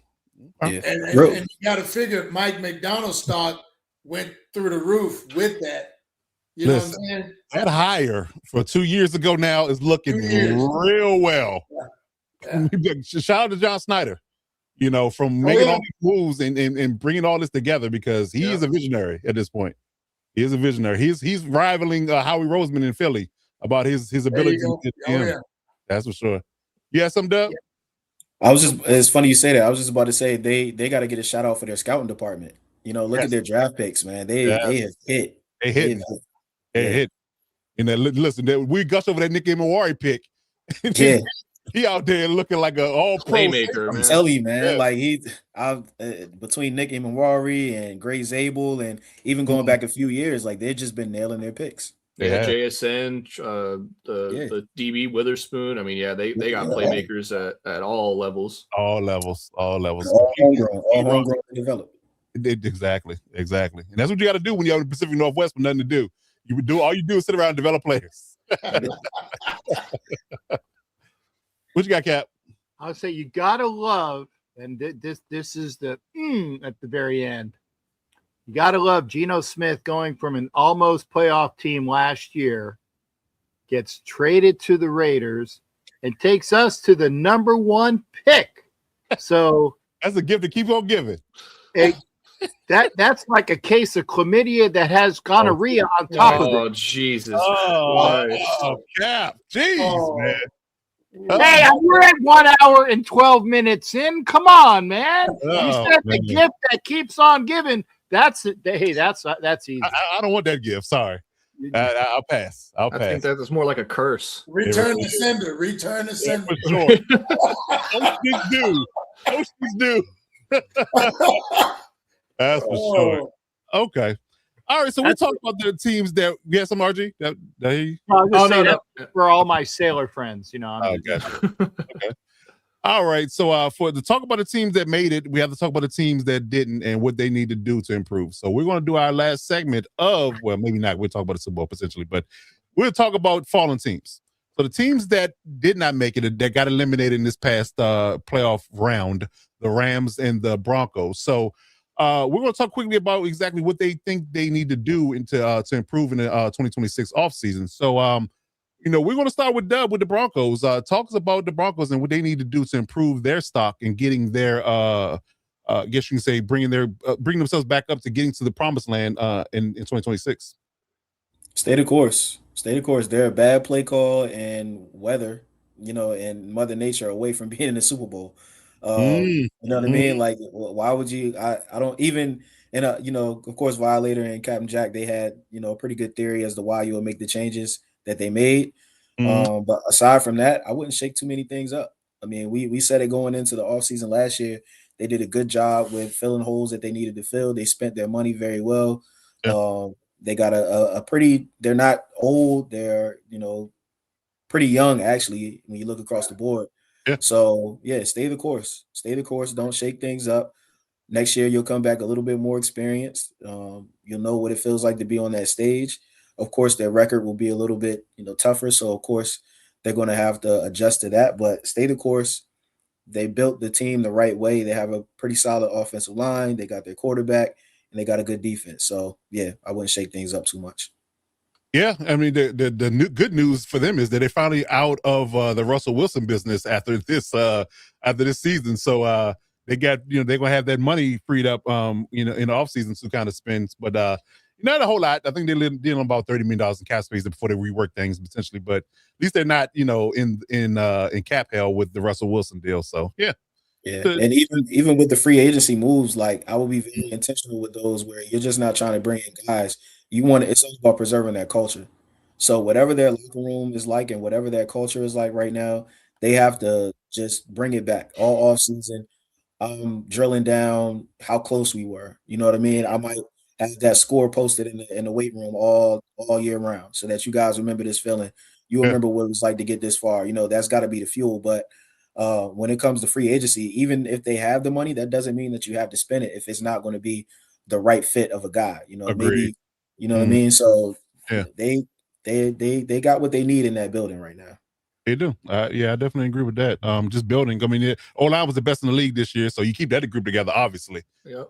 You just add some, I guess you can say some young talent, or just some adding on or improving an area that you thought that you might be weak in. But yeah, I don't think that you should shock the system away, rock the boat too much. I definitely agree with you there. Okay. All right. So let's talk about the Rams next, and I'm actually going to let RG take this one. This was Alex's topic, but I'm going to let RG take this one. So, what do you think the Rams should do? Matt Stafford is getting long in the tooth, and they got some young guys that are coming up with contracts soon. I think contract's not expiring, but Puka's eligible for extension. A few other guys that were drafted in that class. So, what do you think the Rams should do to improve their stock? And they got 2 first-round picks this year coming up. So, what do you think they should do? Yeah, I mean, the Rams just similar to the Broncos. I mean, when you get to this point in the season, there's not a whole lot you can really look at to, we need to make drastic changes. We need to completely overhaul a particular unit of the team. I think for the Rams, it's just, you know what? You need to overhaul that special teams. That's what you need to do. You need that part. Yes. Dig hard at finding a great special teams coach. Get yourself a nice kick returner. I mean, like that. Legitimately, that is what the only thing the Rams need to do. They have a great running back. They got 2 great wide receivers. They got a plethora of tight ends that Stafford just makes look amazing. The defense got definitely a little shaky towards the end of the year. It started off hot, and they were flying around. That's why they, pretty early Super Bowl and MVP favorites for Matthew Stafford and them. But, it started to simmer down as the season went on. Maybe you can attribute that to, more film, things like that. Teams were able to adjust to some of the things they were doing well, but they have some great pieces on that D line in that secondary. So I just think it's more or less of the same for the Rams. They, less, what's his name? The GM for the Rams. You might be right. It might be Les Snead. Is it Les Snead? Yeah. Okay. I wasn't wrong about that. Yeah. Les Snead, he said F them picks, but you know what? That train comes around full circle, and he made some great moves in the past draft to, acquire another first-round pick this year, that being the Falcons. So, they definitely have a chance to improve in the areas of need with the capital that they have. And yeah, at this point, for the Rams, you're just, as long as Stafford is there, we feel like we have a chance. And, until we see some decline, and I really don't think you can say that considering he's probably going to win the MVP award this year. Right. Spoiler alert for the next segment. I think it's pretty safe to say that Matt Stafford is going to be there, and as long as he's there, McVay's there, and as long as those 2 are together, I mean, this team's a threat regardless. You got a chance, that's for sure. That's for sure. It's like Reed Mahomes. If they're together, they always going to be in the conversation. I'm sorry, if I may, Coach, you guys were talking about the Rams needing a good special teams coach. Well, actually, they had the opportunity to talk to one that went from Pittsburgh down here to the Bucs. The guy's been there for like 20-something years. One of the oldest their special teams coach. I apologize. I don't remember his name. Okay. But he is a solid, stalwart special teams coach. And they let that one get away, maybe because they were still in there. Now, if I was the Rams, and this is not me being a favoritism guy, I would. Smith, by the way, Cap. Thank you there, big guy. Danny Smith is a great special teams guy.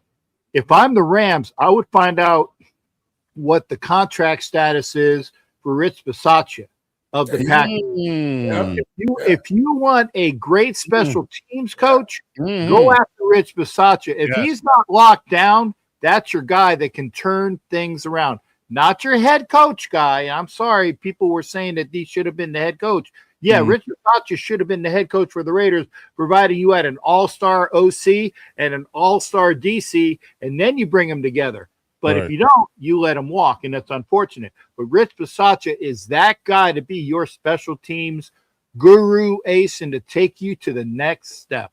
I agree with that. You definitely hit the nail on the head there, Great man. take. Yeah, that's a great take, I Cap. think his agent's already been contacted. Right. They hear this, listen to us live, and they say, listen, get on the phone now, not now, but right now. Yeah. Right now. Yes, indeed. Yes, indeed. All right, good stuff. Good stuff. Anybody want to add anything for the Broncos or the Rams? What they need to do to improve? But I definitely share the sentiments from all you guys. Definitely the Rams need to fix special teams. Assuming Matt Stafford is there, you go out and improve your secondary room for nothing else. I think you need a corner or two for the Rams to fix that secondary. I think that was one of the weaknesses for them. But outside of that, maybe an O lineman running back with the guys you have. And, just tighten up that special teams, obviously, and you could be right back in the Super Bowl conversation next year if everybody's healthy. So I think with the Rams having 2 first-round picks, Oh yeah. I wouldn't be surprised to see if they made a splash. Maybe I've been hearing. I think Alex mentioned this before that the Chiefs may be looking to move McDuffie, or who knows what could happen. So they might be in the market for for a big trade with those 2 first-rounders.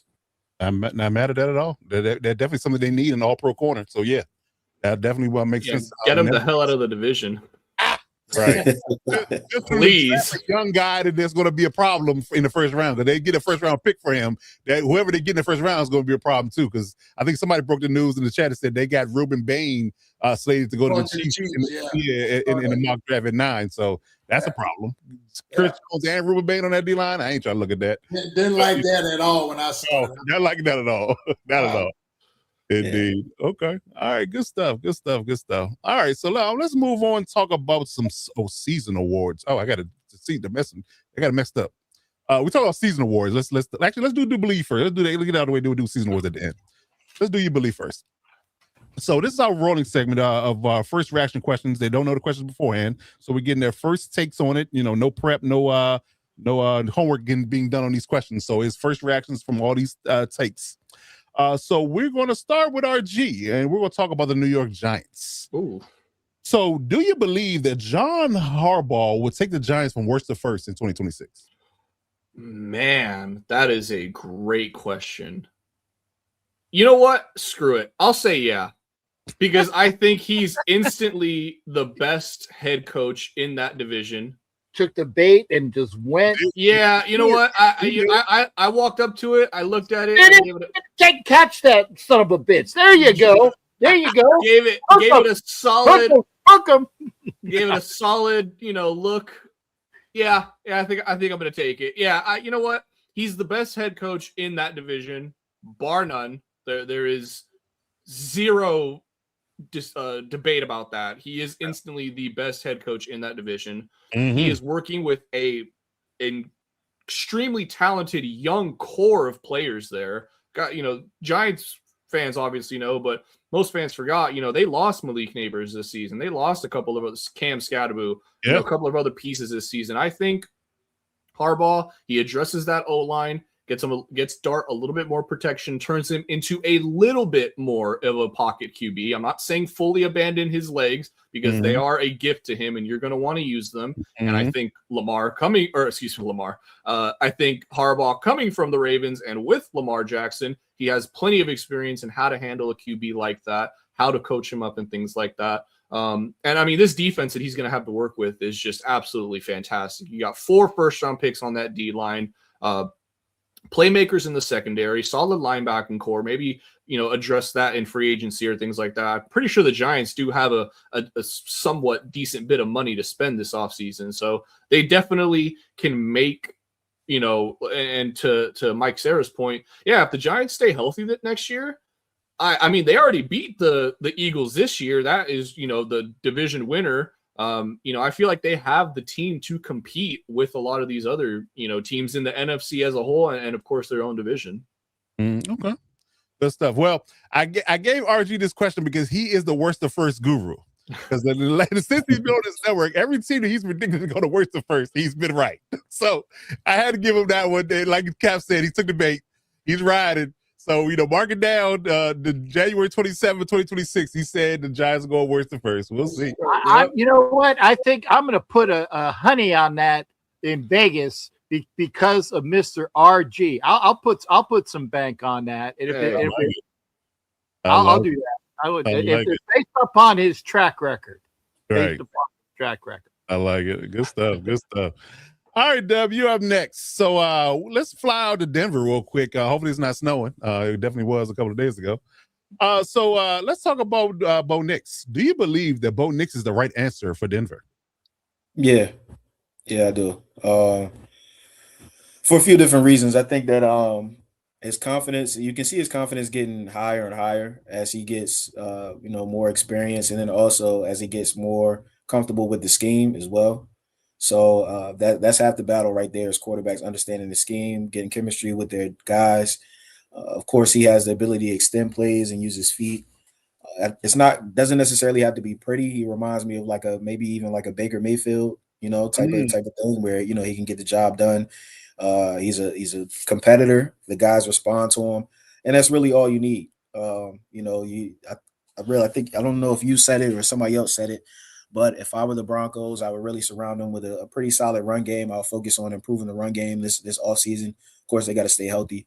But to answer your question, yes, I think Bo Nix is the right guy. You don't need a lot. You got a good defense.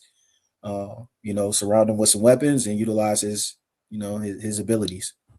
Okay.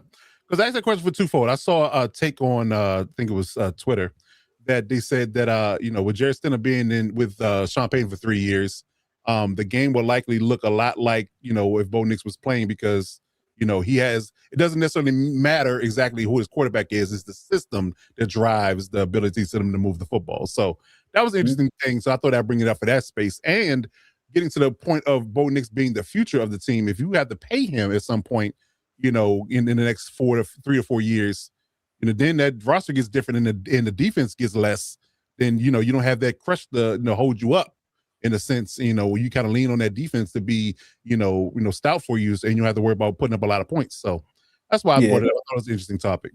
Yeah, pay the man. Quarterbacks come at a premium. If you haven't learned anything from the Vikings, if you haven't learned anything from, some of the other teams around, pay the guy. Pay the guy. Everybody's not Peyton Manning, Tom Brady. Where's Patrick the drop? Where's the Richard Pryor drop, Coach? Where's the drop? Pay the man. Pay the man. Pay the man. Pay the man. Yeah, I forgot. My fault. I think I downloaded it, so I forgot to upload it. But yeah, I'll get it. I'll get a gap. Better. I'm giving you these things, man. I'm giving you these things. Cool Cav doesn't like Nix apparently. He says he's next by Johnny Manziel. That's crazy. That's crazy. Okay. Yeah, I'm not clapping on that one right away, There you go. I got you. Okay. All right, Violator, you're up next. Let's talk about the Raiders here. Do you believe that the Raiders are waiting too long to hire a head coach? Man, that's tough. I'm going to say no, because despite all of the stuff that we're hearing through social media and whatever, I think they already either have a gentleman's agreement in place already because of the rules of the game. Right. And I'm just praying on that I'm right on that. I think they know who they wanted the whole time, but they're bringing these other guys in to see how the chemistry would be in case Coach A had to work with Coach C or vice versa. You know what I mean? Okay. So I'm saying I don't think they waited too long. I think they're exercising patience, which I haven't really seen over my years. Never this way. So never, yeah. So I'm kind of just sitting back, letting the chips fall where they fall, not getting too caught up in all of that because it's way above our pay grade. Anyway, what are you gonna do? Not support the team because it's not the head coach or the OC that you like? Come on, that's a business. So I don't think they have. I think they have a plan and a plan B if plan A don't work. I like it. Okay, good stuff. Good stuff. I'm going to interject real quick, only because I apologize, Coach. But if you listen to, I'm going to name drop him again. Where is it? You listen to Mr. Lester Hayes, okay? He's all about bringing, Grew, my man, Grew, my man. Yeah, that's good. And I said, no, Lester, I don't want to go Gruden 3.0, but he does love Gruden. But he says, and this is from Lester, and I agree with him, God forbid, and I'll talk about this in that statement I was talking about, I think the backup plan is Sean McDermott. Oh. Yeah, keep an eye for McDermott. This is not a bad backup plan at all. At all. Yeah, and you haven't heard his name mentioned. Right. And Lester loves Sean McDermott. So I name dropped Lester twice. Yeah, well, if your primary date to the prom is Halle Berry, but Scarlett Johansson is in the tuck. Hey, Hey, Coach, I need to get out of the building on a Halle Berry, Scarlett Johansson, man. That's my cue, boy. Woo! I'm out of here. I'm gone. I'm gone. You're right.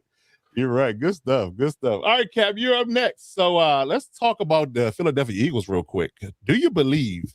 Wait a second. I need to get my right hat on for this. Okay, I'm waiting. I'm sorry, I don't have an Eagles hat, but I do have a Philadelphia hat. And that's why I gave it to you, because I know you're from Philly. That's why I gave this question to you. Thank you, sir. Do you believe that the Eagles do not go far in the playoffs in 2026, that everybody's fired? Since they didn't go far this year or this upcoming year? This upcoming year in 2026. If they don't go far in 2026. Man, Coach, I love you. That is the easiest question in the world. If the Eagles don't get out of their own way and they are gone within round one, or if they don't even make the playoffs, which is one of those things that can happen because they've been building and building and building. And I have no clue really what happened to that team this year. They screwed up at the wrong times. They were a solid team. And then they got Sirianni'd in the end. Okay. And they got Petula'd in the end. They got all of the capabilities to be the best team in the East. And I'm going to give RG a little bit of flax on that. For worse, the first. I think the Giants are definitely going to be a playoff team next year based upon Harbaugh taking that team and getting those guys back with Dart, with Neighbors, with Scatterboo, and the things like that. I would say that the Eagles. I don't see, Kev. I think you're wrong, sir. Roseman is the architect of that team. And Sirianni is effing that up. I did catch myself on that one, Coach. I said effing it up. Mm-hmm. And if they don't aspire to even to the greatness, if they're one and done or don't even get into the dance, those boys are GON.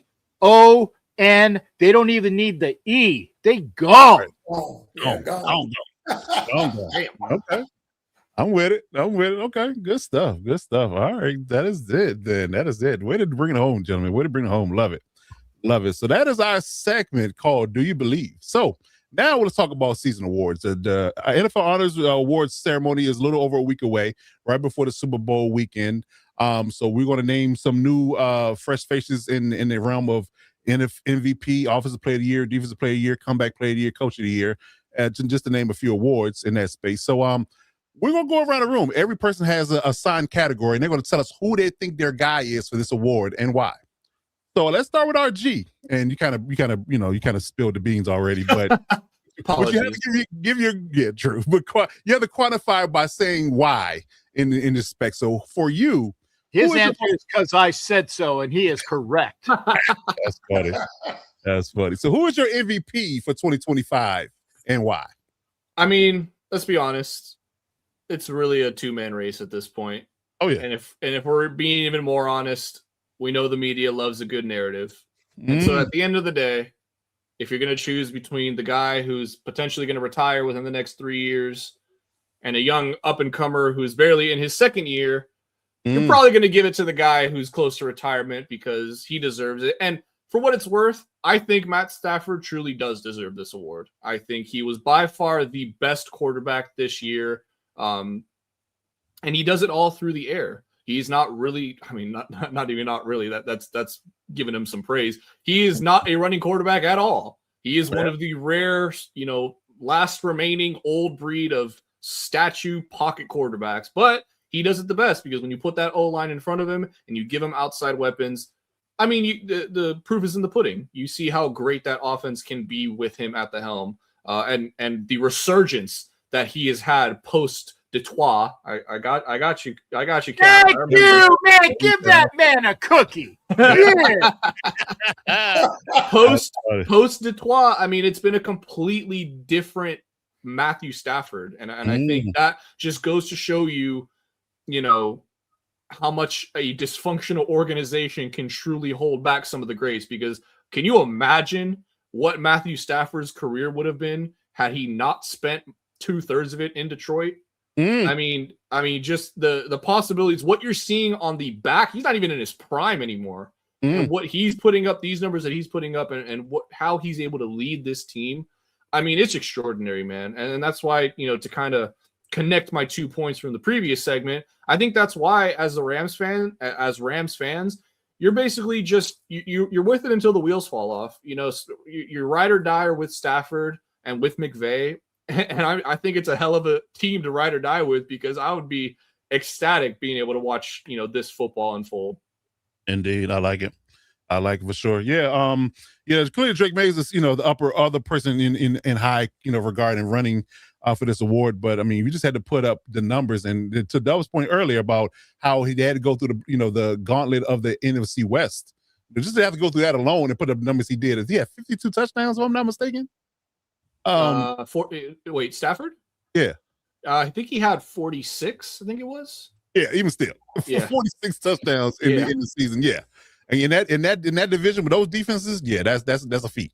So I definitely think he's the odds-on favorite to win it. And people can question about Drake Mays, quarterbacks he faced, teams he had to face, straight to schedule, and all that good jazz.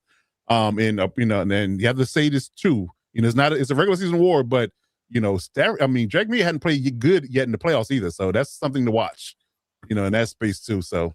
By the way, only 8 interceptions for Stafford this year. So that just goes to show you, for a guy who 8, that's crazy. does nothing but throw the ball. Every team knows, and they do have Kyron Williams, so they do have a running effect. But as far as when Stafford drops back, there is zero doubt he is throwing the ball. I mean, the fact that he's able to do that at such a high clip and put up that high volume of numbers with that low interception mark, I mean, that's incredible, man. And Agreed. none of those interceptions were thrown to the New York Jets. I can guarantee you that. That's a good one. Coach, I want up you. I don't think any team was able to have threw an interception against the Jets this year. They tried, and it didn't work. Did they? I couldn't tell. Well, no, some people tried to give him a couple of gimmies. Yes. And the Jets didn't take him. Yeah, that's funny. That is funny, Cap. Good stuff. All right. Let's talk Offensive Player of the Year now. Dub, so who is your Offensive Player of the Year and why? I'll give a hint. He's in the NFC West. Ah. That narrows it down to me. That narrows it down to the three people if you take out the quarterback, right? Okay. So 3 people. Let's see. It's either Nakua or JSN. Maybe not. Okay. Maybe not. I think it's another name, but go ahead. I think it's Marvin Harrison Jr. Oh no! Am I right? It's who is not, yeah. But no, it really, to me, it came down to McCaffrey, JSN, and Puka Nakua. And to be honest, specifically for Nakua and JSN, you can close your eyes and pick one, and it'll be okay. For me, I went with JSN for a few different reasons. Number one, he didn't have the threat of another, number 2 receiver. So he had all the attention on him. He had a slightly inferior quarterback. You know what I mean? It didn't have the system that keep calling him Cup, but didn't have the system that Nakua had or anything like that. Not a bad system at all. But like I said, you can close your eyes and choose either one. But just to come on the scene the way that he did, it was just an amazing year from start to finish for him. Willed that team to the Super Bowl. It's going to be interesting to see what he does in the Super Bowl. And I mean, just some of the catches were just amazing catches. And the ability to get open, and it's not just getting open; it's a separation that he gets. Oh I mean, man, there are guys that like guys are not within 5 yards of him sometimes, yeah, and this is happening. crazy. It's crazy, and this is happening with guys knowing that he's getting the ball. I know. You know what I mean? Like like it's no if ands buts about it. You know he's getting the ball. Shout out to the Seahawks, like I mentioned earlier, they do a great job of scheming him open and scheming some of those things for him, but you just can't teach some of that route running ability. I think he has like definitely single digit drops. I want to say like I forgot what it was. I saw the number earlier. Maybe be like 3 or 4 drops this year, maybe even less, something like that. So, and for him, he's not a big guy, but his catch radius is just amazing. If you put the ball anywhere in his vicinity, he's going to snag it. So, like I said, you could have went with him. You could have went with Nakua. Of course, like I said, McCaffrey had another great year as well. And even on the AFC side, I was looking at, guys like Cook, had a great year with Buffalo, but none of those teams are in the playoffs. There's one team that made the playoffs. I mean, not the playoffs, the Super Bowl, and it's JSN who led his team there. So that's the one that I give the edge to. Yeah, and you got to give credit to Seattle another space because they were comfortable moving off DK Metcalf for the likes of JSN and been number one, and they were right. Yeah. Boy, were they right. Boy, were they Absolutely. right. Yeah, 100%. That's that vision again. That There vision. you go. Talk about Violator. Talk about it. Okay, so we're going to go with you next, Violator. Let's talk about Defensive Player of the Year. So who was your Defensive Player of the Year and why? This category, I got 2 guys. One's a young and upcoming guy, and this other one is a proven commodity. And he epitomizes what that DPOY award stands for. Constant relentlessness and chaos. And he's number 1 on every opponent's watch list. He's Myles Garrett. He has to be. He has to Myles be. Garrett. Listen, you don't count Myles Garrett. If Myles Garrett doesn't win this award, just wreck it all. Tear it all down. Yeah, just stop the having whole it. Just ceremony. stop having it. Yeah, just call it something else from now on. Don't call This it guy, 23 sacks this season alone. All right. And like I say, on a team that still hasn't found itself. So, and it's almost an irony that he would get this award and his team is like going in the opposite direction. Yeah. I had visions of him being paired with Max, earlier, a couple of years ago when his contract came up. Yeah. But the price was too big to choke ourselves on, basically. $40 million. Yeah, that was just too much to take down. So, but like I say, kudos to this young man, and he's just growing. He's hasn't even peaked out yet, but he's just a relentless motor. He reminds me of the old school guys like your Youngbloods and oh man, just from KC. I'm drawing blanks. Thomas, Derek Thomas. Those kind of guys. I mean, and everybody's scheming to really take care of him, take him out of the game, and that lets his other teammates eat. So for that reason, that's my nominee for that award.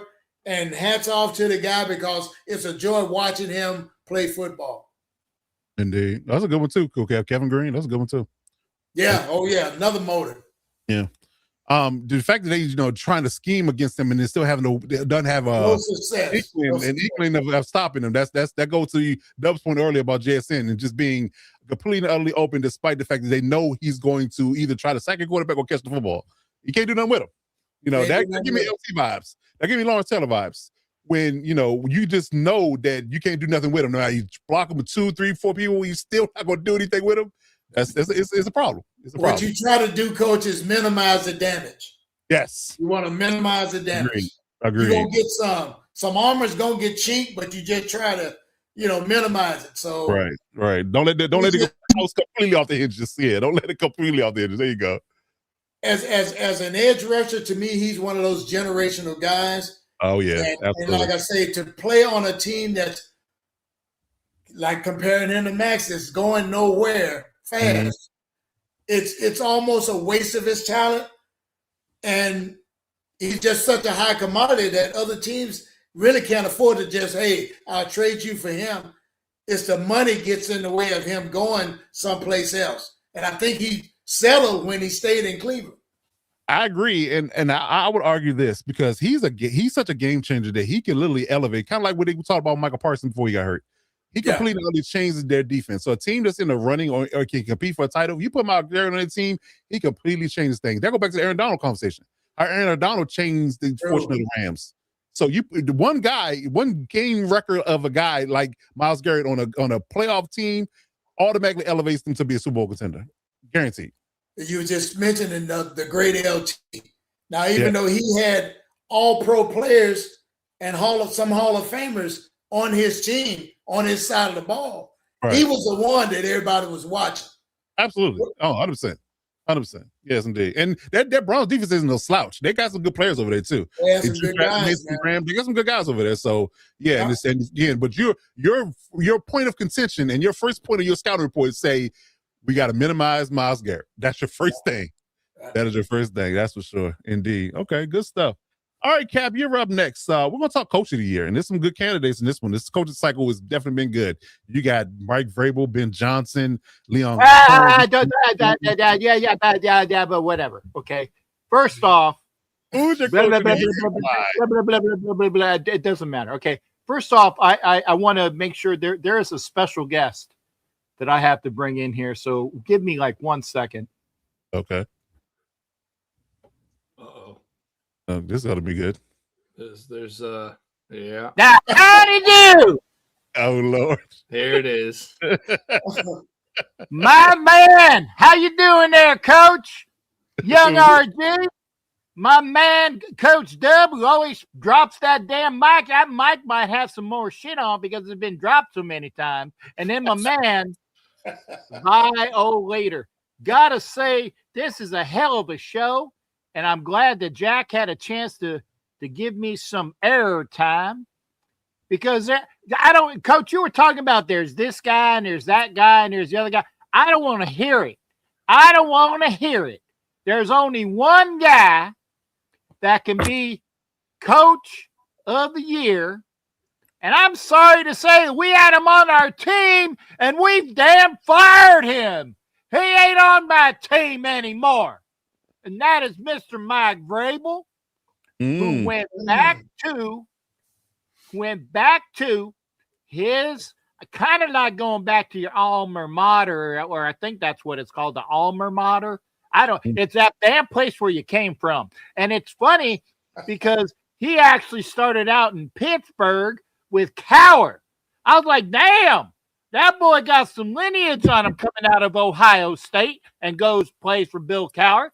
And I heard that Cowher said, well, we can pay you, but we can't really pay you what you're worth. And I heard that, and I said, that's the man. He goes to New England, and he gets all them damn rings. He gets all them damn rings, and they're just going to try it. Now, here's my point. He's going to try to build on it. And I tell you, it's the character. There's another word for it, character. That brought in that locker room, and it's the thing where they got those damn bottles clicking like that damn movie from the 70s. Warriors come out to play. Yay. By the way, that was ad-lib. I'm telling you, look it up. It was ad-lib that Daniel Patrick Kelly did with the bottles and the Warriors come out to play. I heard that. But it's stuff like that. You bring that attitude in on a locker room. Those boys won 4 games last year. Yeah, they did. 4 games. That place was putrid, kind of like the outhouse out back. Come on, no takers on the outhouse out back. Come on, I'm not touching that. I'm not. I know you should be touching that because you need to get like a one of those suits to talk about the outhouse back. Sanitizer suits, yeah. Yeah, get a sandy suit. And maybe even a nuclear biological suit. I've dropped some bombs back there myself. Anyway, the thing is, 4 games, and then Mike Vrabel, God bless his soul, comes in, and with the help of the GM, they paid a lot of money for people that were just kind of cast aside. I know the Raiders got rid of a few of them. Guy by the name of Caleb on Chason. And Mickey Spillane. I know it ain't Mickey Spillane, but I like to call him Mickey Spillane because that's kind of like his name. And there was another guy. I think there was another D-back. Violator, what was that? There was another guy that came over from the Raiders that came up to the Patriots. Some other dude. Anyway, it doesn't matter because it was Mike Vrabel with Drew May or Roger May, who played guitar for those Queen guys. But the thing is, and God, I hate saying this. I hate saying you're going to hear the words out of my mouth, and I'm going to go wash myself with Lavar's. Mike Vrabel with some mofo by the name of Josh McDaniels takes that team and makes them champions. Coach of the year of the 4 and whatever last year, and the team that kicked ass and took names, winning in the AFC Championship when they'd gone 0-4 earlier because Sean Payton shit the bed. Stupid. Coach of the year, like I said, Coach, I say name. Mike Vrabel of my Tennessee Titans. That's why I had to come on, and I'm glad the captain had the audacity. He called me up, and I was pinching a loaf out in that outhouse I was telling you about, and I had my cell phone on. And I said, I will come on the show. So I got to go now. I gotta go make some more moonshine. I'm going to try to get that little girl down the street. She is 18, by the way.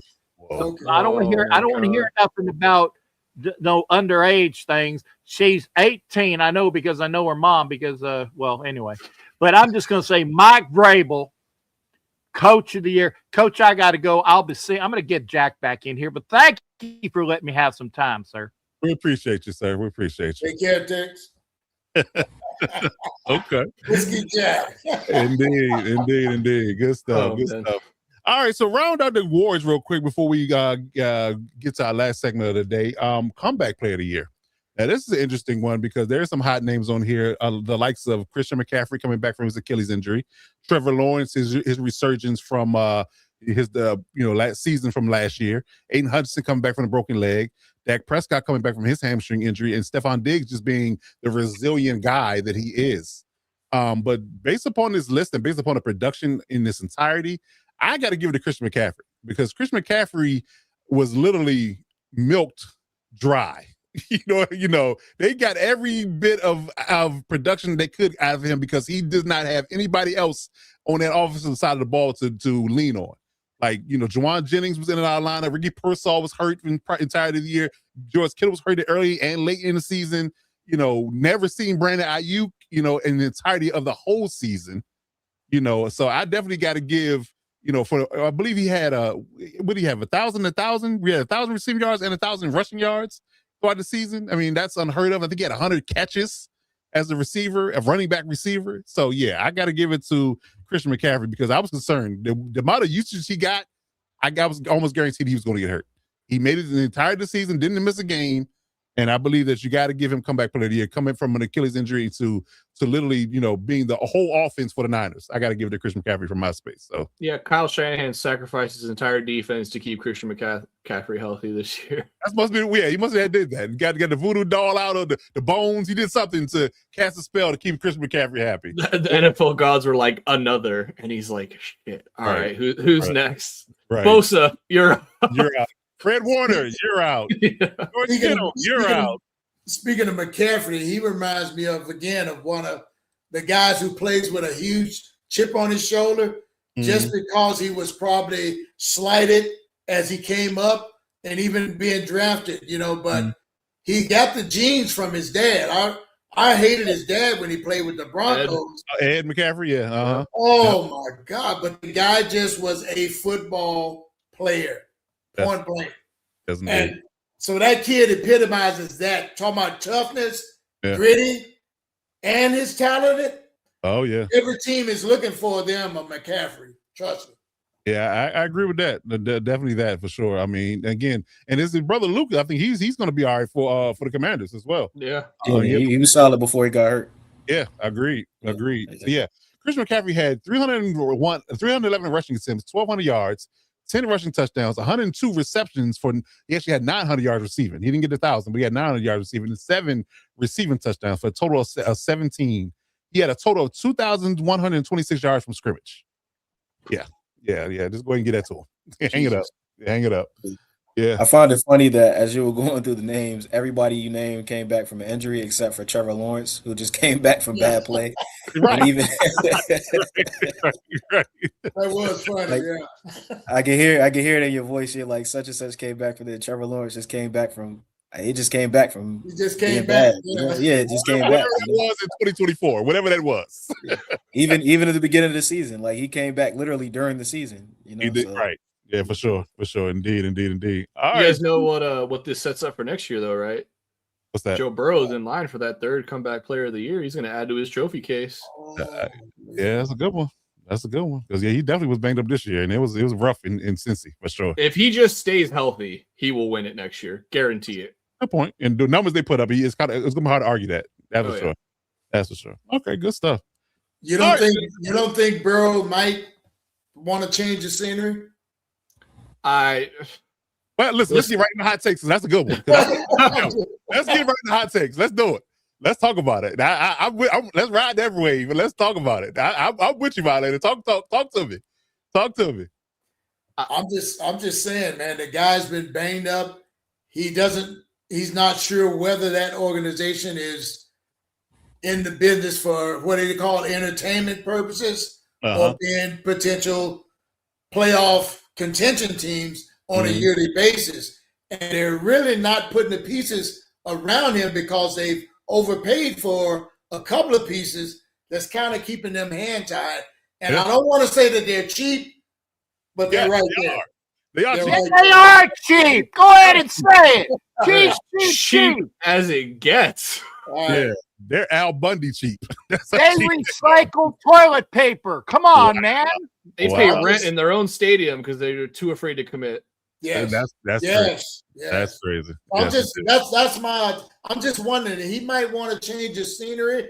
Nothing's come out, but it's been a few whispers that he might want to change the scenery. Respectfully, as cheap as the Bengals have been, they're like, and I'm sorry, I'm saying this, I'm prefacing it. We're approaching the 2-hour mark. Fuck you. We gave you Jamar Chase and T. Higgins. Kick rocks. You can retire for all we care. Wow. So you say they're not dealing? Hell no, they're not dealing. Hell no. That's funny. Oh. Good stuff. Stuck Okay. in purgatory. Stuck in purgatory. Indeed. All right. Cool. All right. So, that is Violet's hot take for our fourth and final segment. So, are there any other hot takes going around the room before we wrap this show up here? Let's talk about it, Cap. It was kind of leaked, kind of like something. Well, I didn't do any farts tonight, so can't say it was leaked like that. But you might smell that one over there, up there in Virginia or whatever. Actually, that would take you both out. You and the coach, 2 coaches in one part. Anyway, just roll with it. Just roll with it. Anyway, the leakage is this. Okay, if you don't think that Kyle which Kubiak am I talking about? Clint, right? Clint. Thank you. I have Clint's and Kyle's and a bunch of damn the KKK that is good for you, the Kubiaks, okay? If you don't think that Clint Kubiak is getting an earful from his father, the Denver Bronco, that sat with John Elway, so he's got that Denver lineage stuff.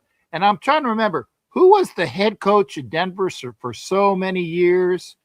Mike Shanahan. So the bile and hatred of Mike Shanahan going with his father, Gary Kubiak, talking stuff. And I'm sure Shanahan's younger son that coaches for the Niners is all, and it's all that he is getting spoon-fed hate, bile, and vitriol. And when you have somebody like Peyton to fire his OC just to pick up Davis Webb to be their OC, well, Gary. Well, Gary's a GK, but still he has the KKs underneath him.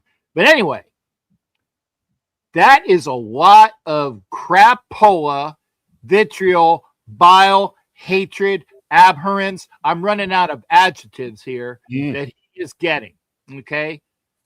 The hot take will be if he wants to have the head coaching job, he's going to do it in spite of that.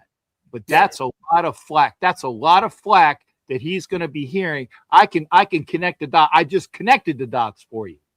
So if he takes the job, it's because the job of the Raiders, it's because he wants the job in spite of all that stuff. And I've already said the backup plan would probably be Sean McDermott. Yeah, it's not a bad move. Break the mold. Because that hatred is real. That's real. In our circle, that's real. That goes back years and years. Yeah. There's some things that you don't forget, I guess you say. Oh yeah, people don't forget. That's for sure. And if it's going to come down to Tom Brady and John Spytek saying, "Hey, Mark, go to PF Chang's for about the next 3 days. Let us handle this. Okay, I got it. I'm with it. Good stuff. That's my hot take because I know it's happening. Okay, good stuff. And it's hot too. Yeah. So we'll see in the next couple of weeks how it shakes out because you can't technically do anything with them until the Super Bowl is over. Yeah. Okay. And that's why Violator is saying if they're waiting, it's because they have a gentleman's agreement. Now the ultimate, I got to say this, Coach, I've been waiting. I haven't said one all the time. The ultimate fuck you would be if they had that agreement and then he goes and pulls a Josh McDaniels and says, right. Send you a fax and say, I'm good. Yeah, I got that. Or Ben Johnson did it to the Commanders, I think. Didn't he, Dub? Didn't he get on the plane, private plane, on the way and decided to turn around and go back? Yeah. Liam Cohen did it to the. Liam Cohen did it to the Bucs, so it's passe. People are doing it now, and they're getting away with it, and it's not affecting anybody. Okay, good stuff. All right, so Dub, RG, y'all got any hot takes? I shared my hot take earlier. Tua doesn't play another snap in the NFL. You did. That was a good one. Okay. Appreciate you reiterating that for those who are just tuning in. Yeah, just in case you missed it. Good, indeed. Okay. Dub, you got anything before I go with mine? I don't got anything. Okay, good stuff. All right. So we've seen Sean McDermott get fired. We've seen the now hiring of Joe Brady in-house. Now, the funny thing about this whole conversation is the fact that Pagula got on the mic with him and Brandon Beam, who he gave a promotion to, when everybody points the finger at him as being the crux of the problem. But you clearly have shown, or you took the veil off and really obviously showed the dysfunction going on in Buffalo, right? So you clearly have also made me realize that Sean McDermott was covering up for a lot of that. Now he's gone. So regardless of how comfortable Josh Allen feels with Joe Brady and whoever he brings in as his DC and whatever they do with the roster for going forward, Brandon Beane is still there. Pagula still owns the team. So unfortunately for Josh Allen and the Buffalo Bills, their Super Bowl window is closed, and it closed faster than butt cheeks and cold water. Okay. It's over. I would talk about shrinkage, but I'll go with that one too. The cold water did it. You do your own. Cold water, yeah. You do your own analysis past that, but yes, the Super Bowl window for the Buffalo Bills is now closed. Edge a shot, it's over. Yep. Sorry, Josh, it's over. There had to be, in that big three, and obviously two have yet to win it, and then the big three being Mahomes, Allen, and Lamar. Yeah. It was almost for certain that one of those guys, and it potentially might be two. We'll see, although with the new coach there as well. Mm-hmm. One of these guys had to be the one that went ringless, and as sad as it seems, it probably was going to be Josh. Yeah. So I think it's done. And going back to the idea of how they've been ran over the course of the 90s to 2000s and now, there's a lot of dysfunction there. they've been winning despite all of that in a lot of spaces with having Josh Allen and going all the way back to Jim Kelly and the 4 Super Bowls they went to and lost. It's a lot. It's a lot of dysfunction there, and they haven't corrected it at all. And I think that they're going to ultimately squander the generational talent they have at quarterback. Is this the same ownership group from the 90s? That's a good question. Turbigal looks pretty old, so he might have been there that long. It looked like he's been around. I was going to add too with that. Now they're getting that new stadium built. Yeah. And every time you get a new stadium built, there's an increase in PSLs and ticket prices. Yeah. And the Mafia is already putting up the double digits to them on that. They've lost a lot of the good blue collar, folks that are of the Mafia. They're like, man, you want me to spend a bunch of money, and it's been descending. And with Coach saying that McDermott was hiding, or actually I don't want to say hiding, he was good in the fact that he was keeping all that in the back. You don't know, you don't see this. Definitely masking it. Yeah, for sure. So to round out this point out, Ralph Wilson had the team from 59 to 2014. He passed. Yeah. So Terry and Kim Pagula purchased it in 2014 when Ralph Wilson died. So he's had the team for 10 years. Practically. He's had the team for 10 years practically. For most of Josh Allen's career, ironically, he landed Josh Allen in late 2010s, and yes, it's getting rough. It's getting rough. So we'll see how things go. But yeah, and to answer your question earlier, RG, Les Snead is a GM for the Rams. Is a GM. Nailed it. Yep. There you go. All right, good stuff. Good stuff. All right, gentlemen. So any final words before we get out of here, do our outro? It's the last game of the season, gentlemen. We ought to revel in it because we're about to enter the dry season of no football. Yeah, for sure. At least for playing football. Now the offseason is going to be fire. It's going to be gangbusters. Oh yeah, it's going to be some stuff to talk about. Trust. Oh, absolutely. It's going to be nothing short of content, but it just won't be football being played. That's the only thing that's going to be different. Oh yeah, only thing going to be different. But yeah. So so the quick line, if you've been watching the scroll throughout the entirety of the program, we started a new Patreon page. The Hit Squad and myself are going to be dropping content on that particular platform regularly. We're taking this business independent. We create our own independent platform we can do and have more control over our content and our space and have more autonomy over that. So we did create a Patreon page this week. It did go live on Monday. So if you are inclined to get involved with our exclusive content over there, I dropped a video today on Kevin Stefanski and how he left Cleveland and went to Atlanta, and there's some funny business going on there, so check that out. For the first week, trial, we're going to let everybody have a free run at it to see what you're getting. But please drop a subscription on that if you are inclined to do so. It is patreon.com/Lockdown Divas Sports. So we'll be running content on there unilaterally with YouTube as well. So we're not leaving YouTube at all, but we will be running more exclusive and more hard-hitting and gritty content on Patreon. So check it out. It's going to be good stuff. So if you're looking for the Hit Squad any fast, any place, any time, Alex, Mike Dub, and RG, Commanders, Chiefs, and Chargers insiders, please hit them up on our social media platforms if you have any questions for their teams or the Lockdown Divas Sports Network in entirety. If you're looking for the NFL Election Live crew, Ref Guru, Violator, and Cap Jack Rackham are all on Twitter or X, however you want to classify it.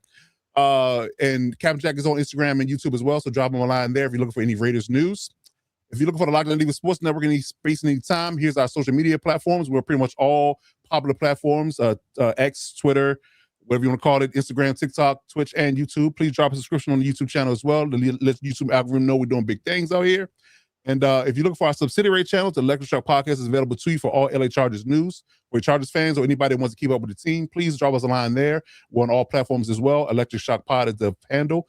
Drop us a sub on there as well so you can get in tune and get locked in with that particular content because we're going to do our off-season schedule, so that should be good there as well. So that's going to do it for us. Gentlemen, another great show.